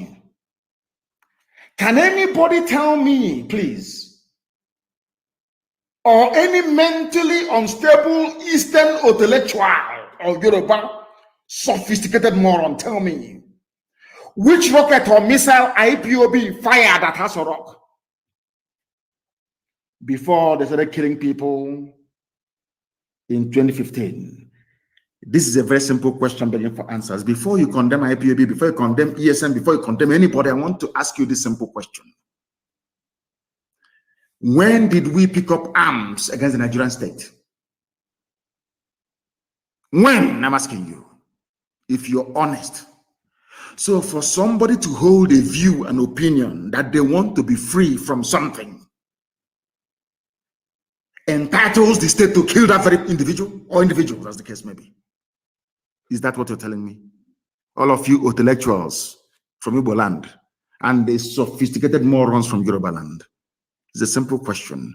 I hold a view that I should not be part of something that a white man created. And you want to kill me for it. I did not fire any rocket at you. I did not pick up any guns to fight you. But you came to kill me because I was holding an opinion you don't agree with.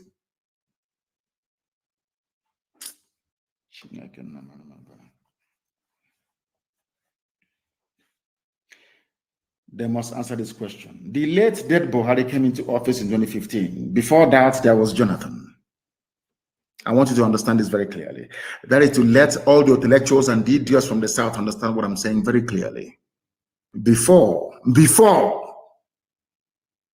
Buhari, there was Jonathan.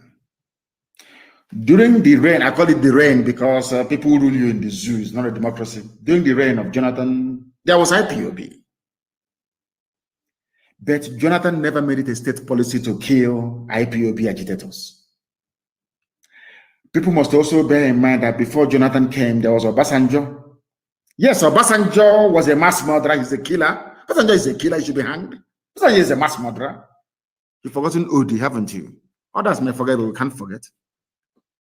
Who was responsible for the Odi massacre? Obasanjo. Zaki Biam, Obasanjo. Murderer, mass murderer he is. Even during the war, he was a mass murderer, pretend mass killer, because he's a spy for Western intelligence agencies. That's why he's still alive, because he's a spy for them. These are the people that betrayed Africa. Obasanjo were one of those that betrayed Africa to the core. A spy. When he's talking, you think he loves Africa. Rubbish. Ask him how many agencies around the world is he informant for. Odi massacre, Obasanjo. Zaki Biambo, Obasanjo. He killed people, but at least he didn't go, like he killed MASOP members as well. But he was not as senselessly brutal as the late dead Buhari. Obasanjo was a mass murderer. Obasanjo killed people in the Middle Belt. He killed people from Biafra land, Odi. But let me tell you something that will shock you tonight. The same thing IPOB was asking for was what the North asked for in Sharia. They agitated for Sharia.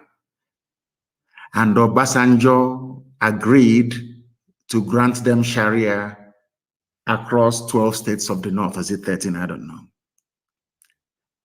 Nobody killed them for it. This same Fulani asking you not to talk about restructuring or banning Fulani headsmen from coming to the South.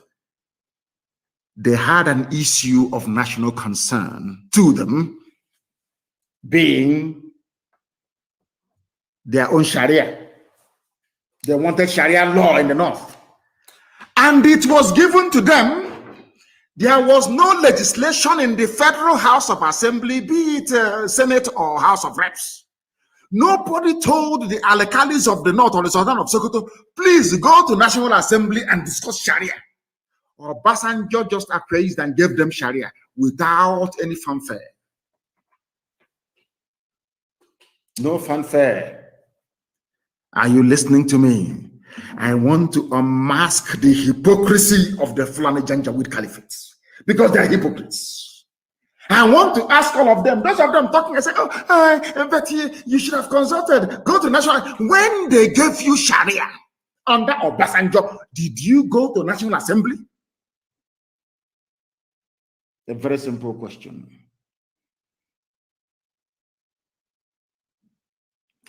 You are begging them for restructuring. When they restructured Nigeria, did they beg you?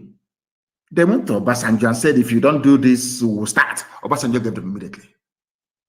You have been debating restructuring for how many years? Do you know that God is wonderful? They cannot give you restructuring because that was the same thing that Ojukwu went to Aburi and agreed, and you said no. Now you want it. Are you following me? When the Fulani wanted to, because it is effective restructuring, Nigeria oppressed two systems, one Sharia, one common law, should I say, secular law. When Fulani wanted Sharia, as the South is now calling, some of them are calling for their restructuring. Fulani, did you go to National Assembly for laws to be made or passed granting you Sharia? It was an executive fiat by Obasanjo, and he granted you your Janjaweed Caliphate in the North. Now tell me, Did anybody kill you when you were agitating for Sharia? It's a simple question I want to ask the bandit negotiator, Sheikh Gumi. All of you Fulani people, did anybody shoot at you when you were asking for Sharia? When you went on radios across the north, spewing your rubbish about Sharia and Islam, did anybody arrest you? You were effectively dividing Nigeria into two, one Muslim caliphate and one secular state. From the Middle Belt down, did anybody disturb you? Were you arrested? Were you killed? I have all the laws of nature is on our side. We've done nothing wrong to you people. What you asked for and Obasanjo gave you is what we're asking for, and you're killing us. And you want me to remain in that same country. I think that you are grossly, grossly mistaken. Obasanjo was a mass murderer. He was the one that gave them Sharia. But in the South, he was killing Masop members.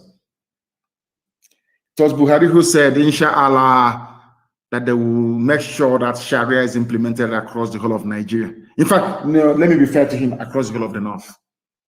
Go and look. He was on a radio in the North, in Kaduna somewhere. People, you know, we are great researchers in IPOB. Go and research it. Bring out that very clip. Nobody killed him. Nobody shot him. Can you imagine somebody rising up and saying that we want Christian laws in the South? DSS will take both the man, the woman, the family. They will even take the chicken from inside the chicken shed. But the late dead Buhari said it, and nothing happened, because now that is confirmation that the Fulani owns. All these people from the South saying our country in Nigeria, you people are foolish. Fulani owns, they believe they own. Do you hear Hausa anymore? When last did you hear Hausa Fulani? Zoological Republic. When last did you hear Hausa? It's not only Fulani now. Because here go on the Fulani, here go Hausa, where you have the houses underneath their feet. And that is one thing that Katrina Lang, with the help of Ojos Okalo in the east and the Tinubu in the west, is hoping to help them achieve, but they can never succeed. Never. I asked a question here, which I expect newspapers and columnists to write about tomorrow and next tomorrow. When the North were agitating for Sharia, did anybody shoot them or arrest them or castigate them? Nobody spoke, no fame from the South. Nobody. How dare you? Who are you? Nigeria is theirs. Now you're asking for ordinary restructuring, and they have come out with all guns blazing. They want to tag ESN terror group because we defeated their own terrorist group. Then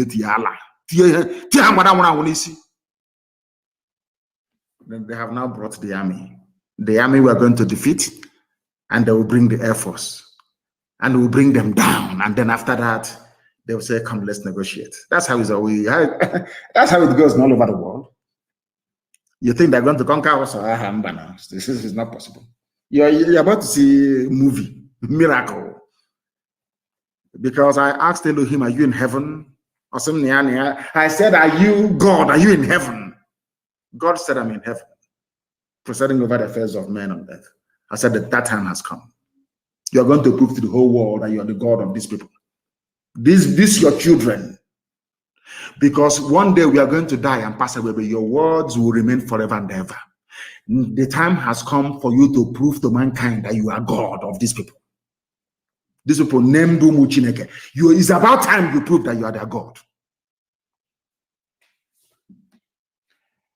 I'll try to build a picture for people to understand that by virtue of the statement made by Buhari when he was alive, that they want to spread Sharia all over the North,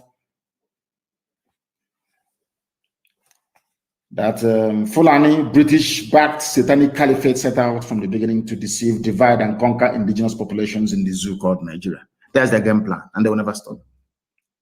Fulani will conquer all of you, unless you join IPOB now to put up a resistance. Time has gone for talk. We are now digging trenches. We need to stop them. They have come. We must stop them.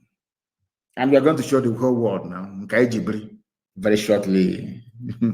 The music, the reggae. We'll start dancing it soon. You know, I'm warning you in advance. You know, our people, we are Republicans. You need to inform them of anything that you're going to do. So that way you can carry them along. I'm just informing them tonight. If you think I will allow Fulani to conquer our land, then you're dreaming. It won't happen. It won't happen, no. No, it's not going to happen. And I say, oh, but you don't need to fight a war inside. Fight that. No, no, no, no.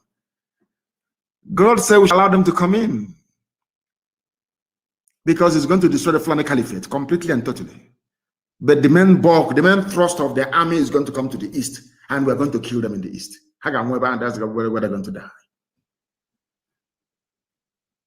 Because we are going to compel them to fight every inch of the way, every inch of land they advance, they're going to die. After this, all of you praise God in heaven.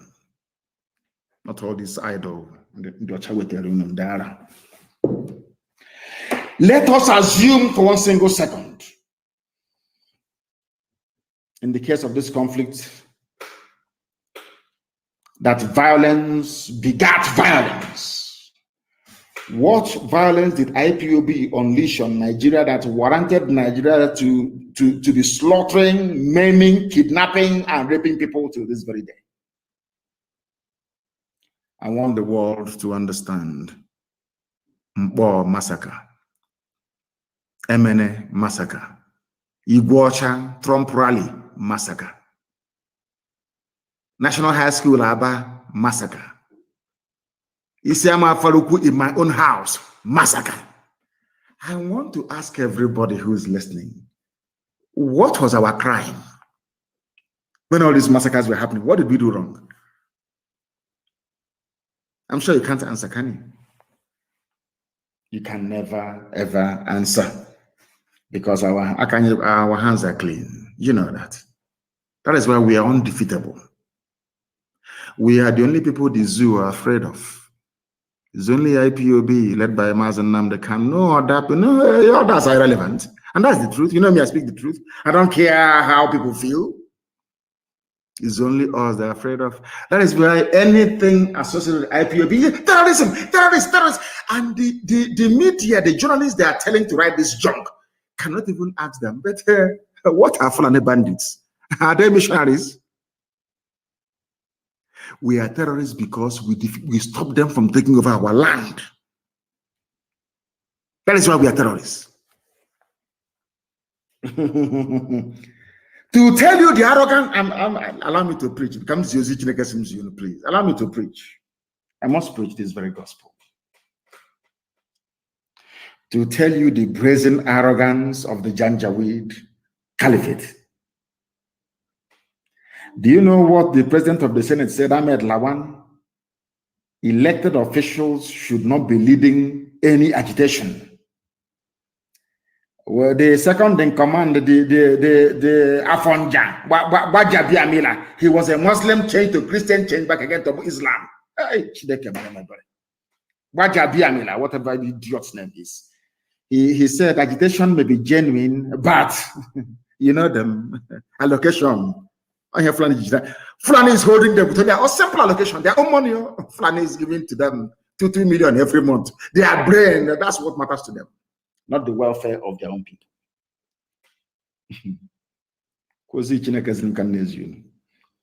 The president of the Senate, Fulani Janjaweed Ahmed Lawan, said elected officials shouldn't be leading this agitation. What is the agitation? No? Just simple restructuring, not even to divide.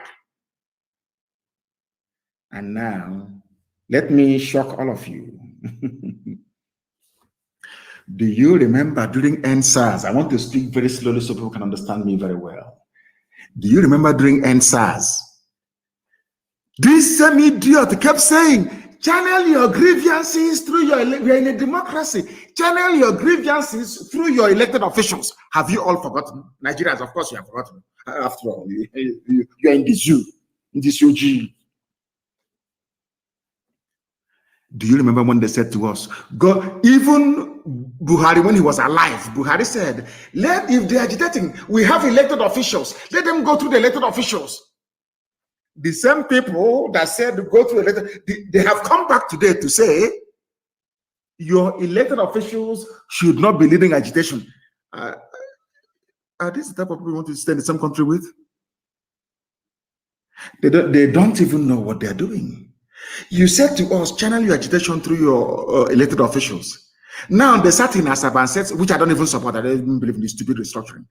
They sat in Asaba and they discussed restructuring. You're coming back to say, the same Ahmed Lawan in the newspaper, the same Ahmed Lawan in the newspaper said, he said, according to Vanguard newspaper, Lawan knocks southern governors over call for restructuring. Why? Says elected officials should not be leading agitation.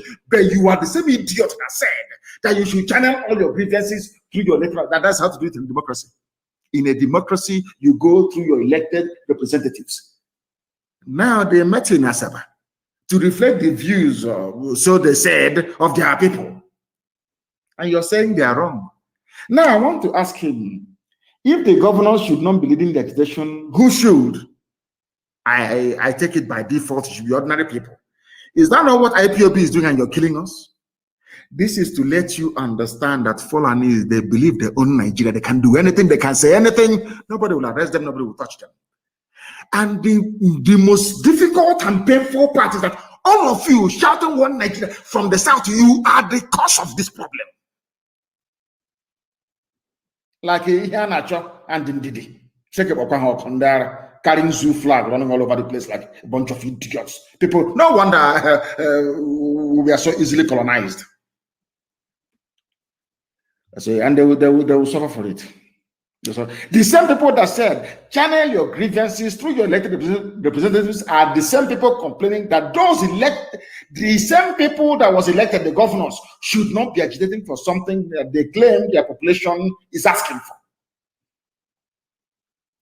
I now want to ask all of you from the south, with this type of brain, reasoning, understanding being exhibited by the Fulani, this is a whole president of the Senate. How can you be in the same country with such a person? I'm asking you a simple question. Hey, a man that I respect very much, I didn't mention his name before, of course, Professor Akintoye, a man I have immense love and regard for.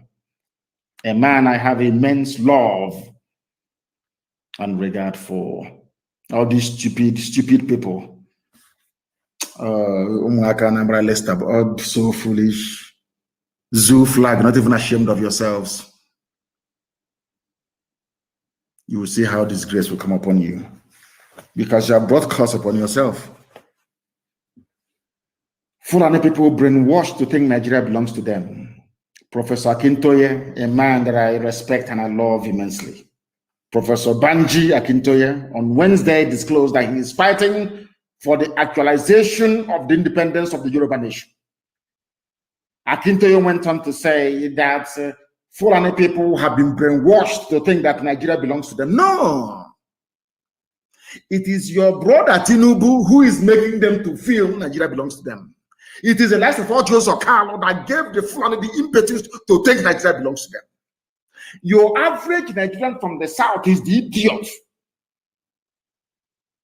that makes the Fulani to think that Nigeria belongs to them. These are some of the things that you must bear in mind. These are some of the things that you must know. My dear uncle, Professor Akintoye, the fault is not with the Fulani. The fault lies with those from the Middle Belt and from the South who for years, through a bizarre combination of foolishness and what I call monumental buffoonery, and despite their so-called education, they think they can share a country with a group of wandering vandals with a conquistador mentality. Let me try and break it down. You cannot be in the same country with a people who are nomads with a mentality to conquer you. Therefore, anybody, any day you are shouting one Nigeria, believe you me, you are preparing yourself for conquest. Because Nigeria belongs to the Fulani people. One idiot is saying I should leave, in this UG black, leave football and focus on. And I tweeted before I came on air, have you not seen Gerard Piqué before? Go to my tweet and see it. I tweeted it there. Now, and these UG useless idiots. If you have any brain, will you be in the zoo? You are trying to advise me. I should leave football. I say, you can't see how foolish they are. How foolish they are. Do you see Pep Guardiola is the best football manager in the whole world? He believes in Catalonia. Go and see it. You know Gerald Piqué, over 103 caps for Spain. He has won the World Cup, European Championships. You understand that very well? Countless European Cups and countless La Liga titles. Is he close to Piqué in terms of ranking and status? You cannot see Piqué with Catalonia flag. You idiots. Black monkeys from everywhere. This UG trying to advise me. I shouldn't talk about footballers. Who told you that? He should change his name to Abdul Mumumi Katangora. Maybe I'll leave him alone. You answer Ihanacho. You answer Ndidi. You're a Biafran, idiots. You're trying to advise. Do you have light? You're trying to advise somebody that has 24 hours electricity. Go and fetch water from the borehole and drink and suffer from typhoid in 2 weeks' time. They leave footballers alone. Nara. That was how you leave people alone. People were killed at football. Leave them alone. Killed at leave them alone. Black people. Leave them alone. This UG. Dr. Nnamdi studied history, so he must have known what the Fulanis had in store for everybody. All of you, if you read history, I'm sure that Professor Banji Akintoye is a professor of history, so he must know. He must understand. Leave footballers alone. I forgot. Black, DCOG, black people. Sometimes I hate blacks, so I'm being honest with you. Hey, there's a way the reason you just want to slaughter all of them. Telling this UG, you are useless set of people. Cannot reason properly. Black. Leave footballers alone. Leave them alone. No. You cannot see Gerard Piqué with Catalonia flag. You moron. Azikiwe studied history, but he did nothing with it. He was aware of the fact that Fulani people used Hausa informants and insiders to defeat Hausa people. And any Nigerian who is aware of this very fact can never support one Nigeria. Forget about everything. Forget your hatred for freedom and everything. I want every intellectual. I want every sophisticated moron in the zoo. Simply study Hausa. Forget about everything else. Hate me all you like. Intellectual. Go and study what happened to Hausa people. Because it is going to happen to you. As simple as that. Now, let me tell you one thing that you don't know. It was only 2 or 3 days ago, I was reminiscing and researching and thinking, and I kept asking myself, that Chief Awolowo was a learned man. Obafemi Awolowo was a learned man. Why did he reject Biafra and Ujuku and everything, even including Aburi? Then something occurred to me, that Chief Obafemi Awolowo realized what the Fulani Janjaweed Caliphate were up to. That was why he spent many years trying to convince Nnamdi Azikiwe to join him to secure the South. When Azikiwe said no, Awolowo said to hell with you. Awolowo went to the Yoruba land to secure his people. So some of you may be asking, but how did I draw such a conclusion that may be at odds with contemporary thinking about Awolowo's legacy? Let me answer you this question. Obafemi Awolowo was not a tribalist.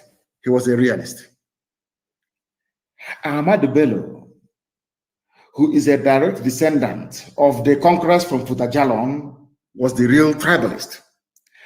Dr. Azikiwe was just a mere dreamer, like a grasshopper jumping from place to place in the summer. So during the winter, it failed to store enough food. It died, and the ants came and picked it up and ate it. Azikiwe was a dreamer. When Awo tried and failed to convince him that the South should break away from the North and mind their own business, Azik said no. Awo left him and said, let me now devote my time and my love for my own people. So what we are doing today, in essence, Awolowo was the forerunner of it. Go and take care of your own people.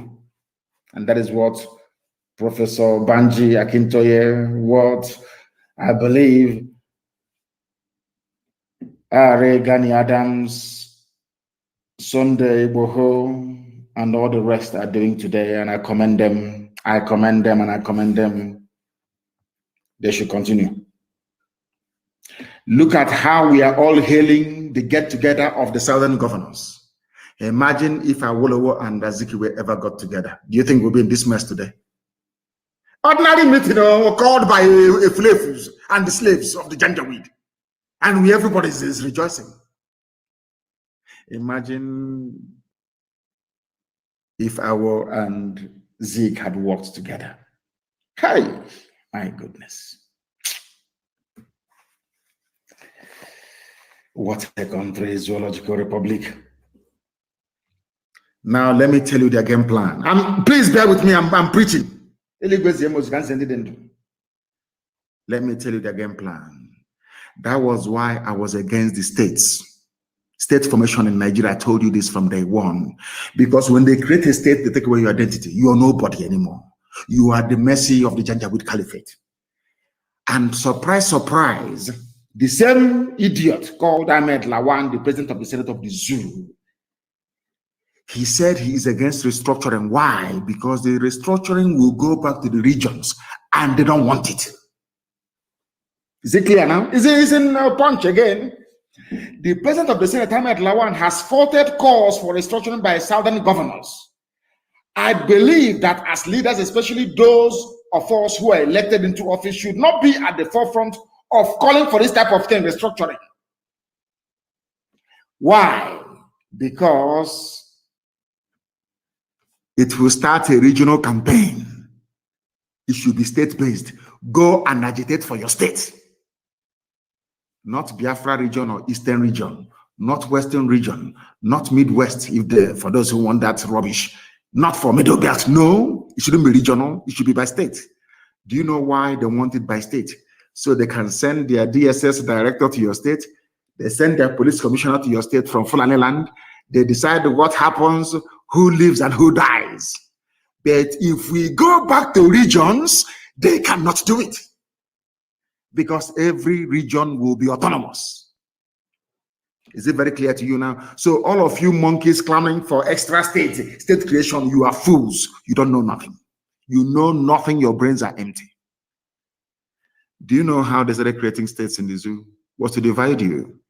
That is why I said that, we black people, we have no sense of perspective. We never go back. How did states manage to arise in Nigeria? It is to make you submissive to the dictates of the Janjaweed Caliphate. Cross River, Ogoja, and River State. Gowon said, I am creating these states to spite Ojukwu and to kill off Biafra. Today, I'm from Rivers. I'm Rivers man. Rivers man, Papi water. Papi water. When we are coming for, he said, nobody can. I'm not going to kill you before your time. I'm not going. You see what will happen to you. You see what will happen to you. You will see what will happen to you. The same people that said military offensive against Boko Haram is anti-North. The same people. The same people. This day, newspaper publication, 3rd of June, 2013. Buhari said so. You see, the Fulanis are not as confused as some of you think. They are well focused and getting the country Islamized. They are deceiving the southern Efulefus and the intellectuals. They are deceiving the sophisticated morons from the Middle Belt and also from the West, using different tactics. But those who honestly calculate, if you calculate their game plan very well, you will know that their end game is total Islamization, total Fulanization. The people are finished. Save this very broadcast so that when it happens, the whole world will know. This is Tambuwal Papi water. making mouth. The world will hear your story. And when it happens, people must remember that Wike went to Obi and killed 8 people the other day. And we are our people must be very vigilant. We're in a state of war. If you're drinking and moving about and doing binsing, putting your jeans around your buttocks and walking up and down, you are risking your life. Do not move about alone. We are in a state of war. But of course, some of you are black people and you will not listen until it happens. Then you start complaining. I don't want all these lamentations on Facebook. I don't do social media. I don't want that rubbish anymore. If you see them abducting people, go and kill them. Stop them. Not this stupid lamentation all the time. I'm sick and tired of it.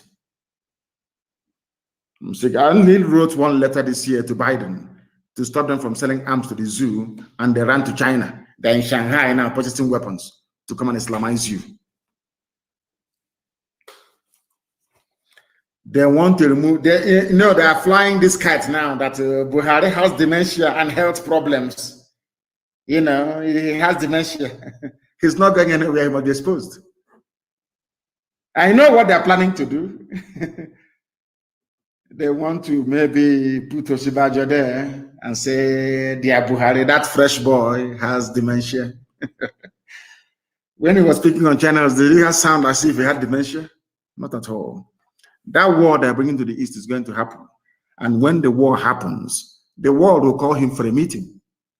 And I trust the Western world. They'll put on heater. So that mask will melt on his face. This is wax, it will melt on his face. And then the shame of the zoo will become public. They said somebody kicked against the southern governors, their meeting, calling for restructuring. We are against it. Northern leaders are not happy with the governors from the southern part of the country. But I'll ask them once again, when you are agitating for your Sharia law, did anybody from the south talk? It was a southern man, so to speak, Obasanjo, that gave you Sharia. Do you see how hypocritical you people are? I think even one of them had the temerity to go live on air to talk rubbish. That is why I am warning Yoruba journalists. People are making life worse for the ordinary people. Yoruba journalists, you must try as much as possible to be objective and try to write the truth at all times.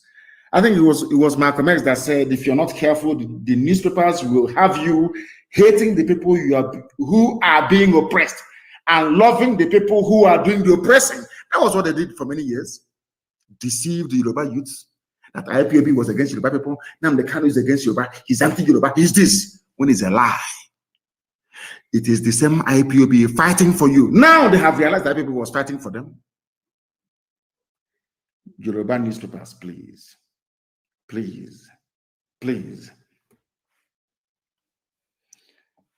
That is the reason why I was very, very bitter and upset the way they covered the arrest of one 60-year-old man.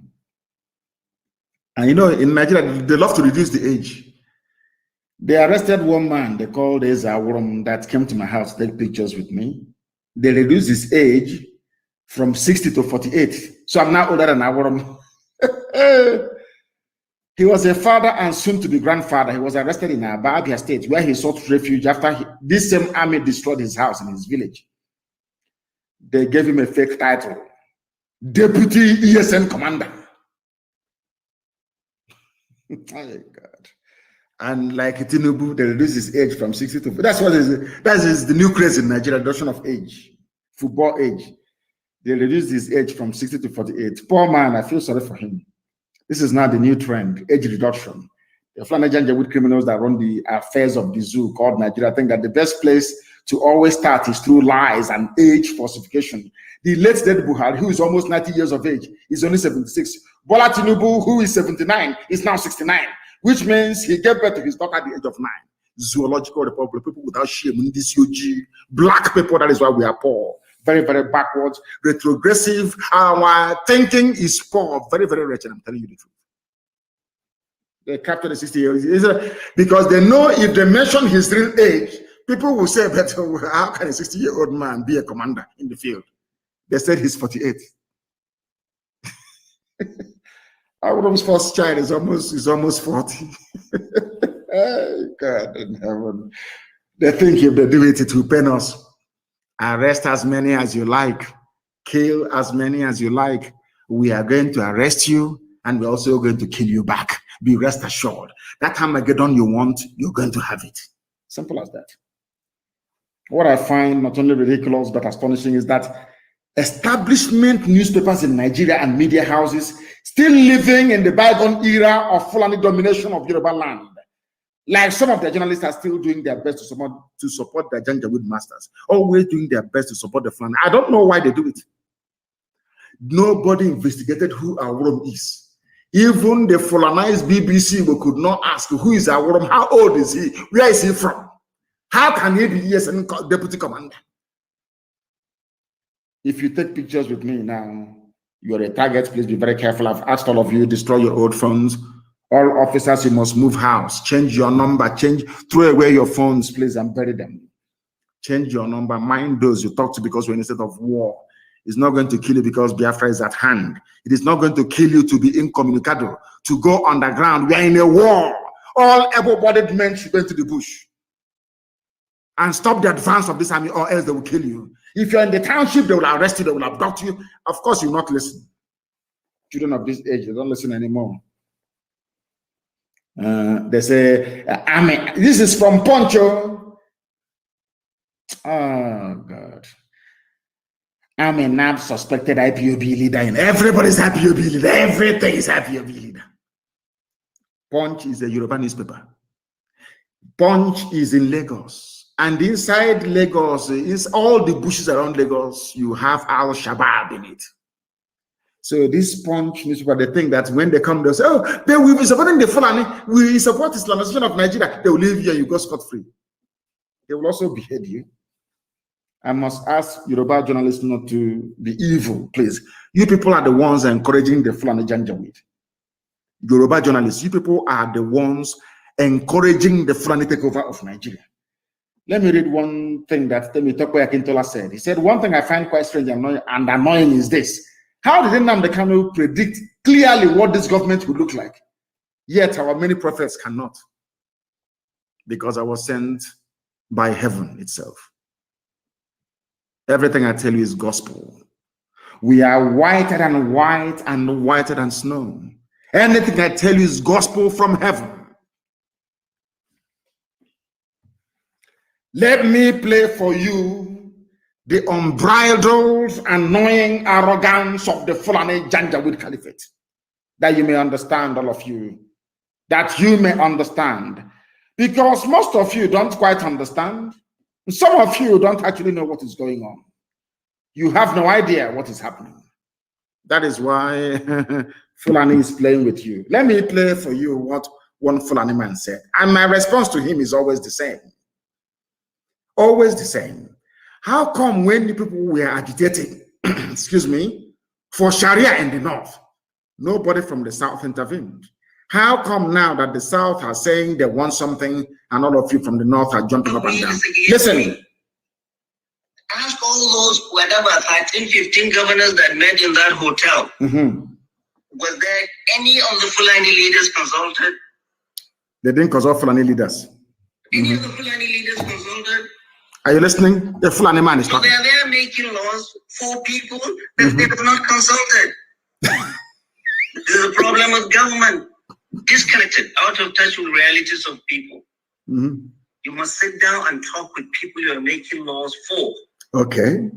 None of that, those governors have sat down with Fulani leaders in wherever they are and tell them what we're planning to do, or what we're going to do, or what alternatives are there. And then they're sitting down there and making laws.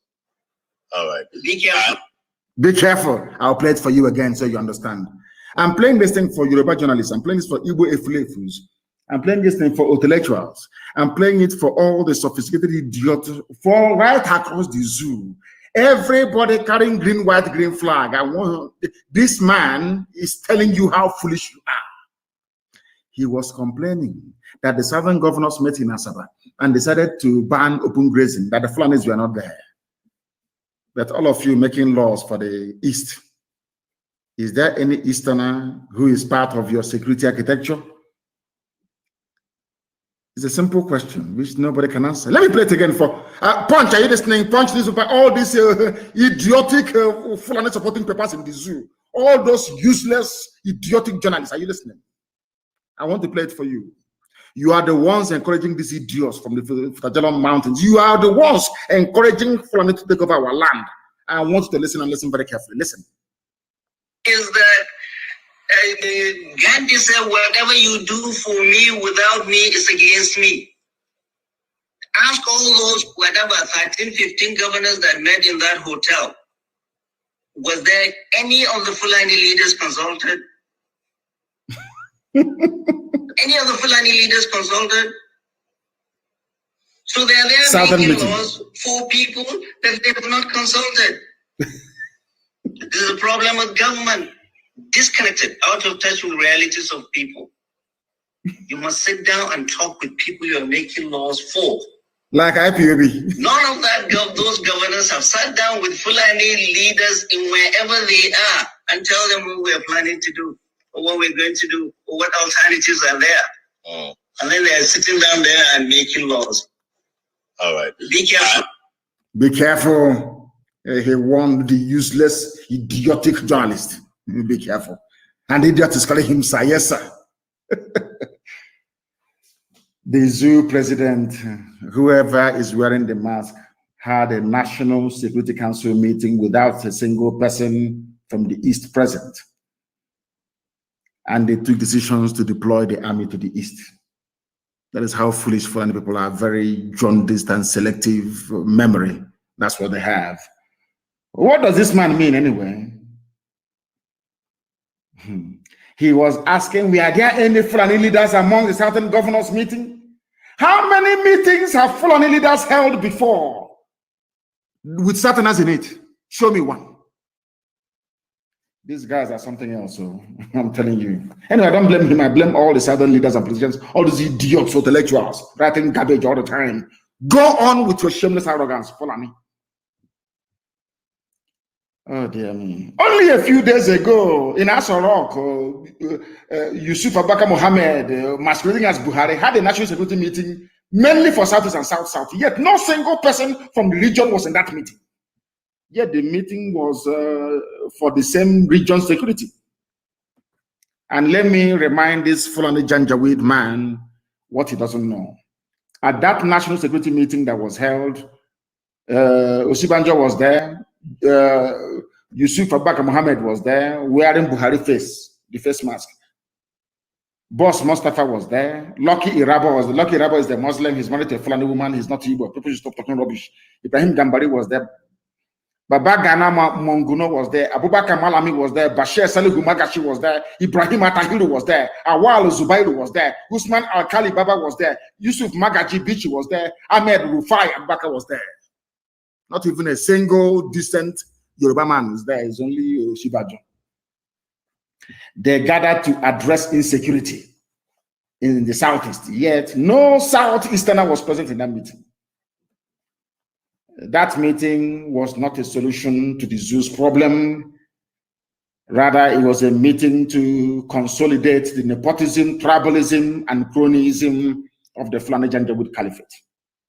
As one man said, Abiola, you cannot shave a man's head in his absence. As he was trying to say, that Gandhi said, any laws or decisions you take without me present is against me. But you decided to deploy troops to the east, to the southeast. Let me use the southeast in this instance. And there was no Southeasterner in that very meeting. The same Fulani Janjaweed is talking today. That is who they are. And their newspaper, their trumpet, which is Daily Trust, have spoken. Ndume tackle South governors for rejecting open ban grazing. Because I told you they planned all these things. Oh, I wish the South can understand. But it's too late now, maybe. They need to take all of you over. And that is why the zoo must fall. Their mouthpiece is Daily Trust. Have you ever seen or read from Daily Trust, anything antagonistic towards the Janjaweed Caliphate? They are there to defend them. The same thing with premium times. That's what they do. It's only in the South people try to, their own stupid objectivism is to try to promote Fulani domination of their own land. Such idiocy, such foolishness. What I want to reiterate tonight for the whole world to understand is that the federal government of Nigeria, under whoever is wearing their mask, under this APC bandit government, is the father of terrorism. So it is quite laughable that they said they're prosecuting those who are sponsoring terrorism. Now, do you know what Arewa said? Those asking for restructuring want Nigeria to disintegrate. But when you wanted Sharia, you don't want Nigeria to disintegrate. I don't blame you. I blame all the idiots from the South, their governors, their politicians, all the fools who cannot stand up to support IPOB and ESN to confront the Fulani Janjaweed. Those are the people that I blame. I don't blame the Fulani in one bit. And I thank you all for listening this very evening. And I must make it very, very clear, please. Every frontline officer must go on the ground. I'm also announcing, for the benefit of what we are doing on the ground, please, every frontline officer must move from where they are, dislocate, and stop communicating with people unless they are the hierarchy. Nobody should have your number. I have said this thing so many times that some of you do not, I don't know what is wrong with you. You see, every phone you should have must have signal on it. Even if you're using WhatsApp, it cannot be the same number as the number that is inside your phone. Only make calls using social media applications. Therefore, the SIM card inside your phone should only be for data purposes. The number for your WhatsApp must be different. There are IPOB families all over the world. I'm asking them this night or afternoon or morning, depending on whether, make many numbers available so that people can activate their social media platforms, be it Signal, be it Telegram, with foreign numbers, not numbers of the zoo. Everybody outside, a family member of this noble IPOB, get as many lines as possible. Give it to people. Let somebody back home, you put in a new SIM card in a new phone. Don't give the number to anybody. Now you now call an IPOB family member abroad who will now activate. You now download any app you want, be it WhatsApp, be it whatever. Download it, Signal, download it on your phone. They will ask you for your telephone number. Give them that number abroad. That very family member will be with that very phone. So when they ask you, put in the code, we've sent a code to your number, that very person will tell you the code, you put it in your phone, and your social media platform is activated. Do not use zoo numbers. Do not use numbers from Nigeria to go into WhatsApp, to go into, don't even let anybody have your number. If somebody wants to call you, tell them to call you on Signal. If they cannot call you on Signal, tell them to keep trying until they get the network. I'm telling you the truth. That will save your life. All these abductions will stop. People get abducted because they are holding on to their old numbers that people have. Once they arrest somebody, they take their phones, they go through their phones, they start looking for who next to go and abduct. That is DSS for you. That is the way they operate. How many times will I tell you this? Please. And all of you must, all the big heavy hitters, all the big officers must move homes. Relocate your families and let nobody know where you are. And if you're going to save the number of a family member, please use a nickname. Don't write that person's name again.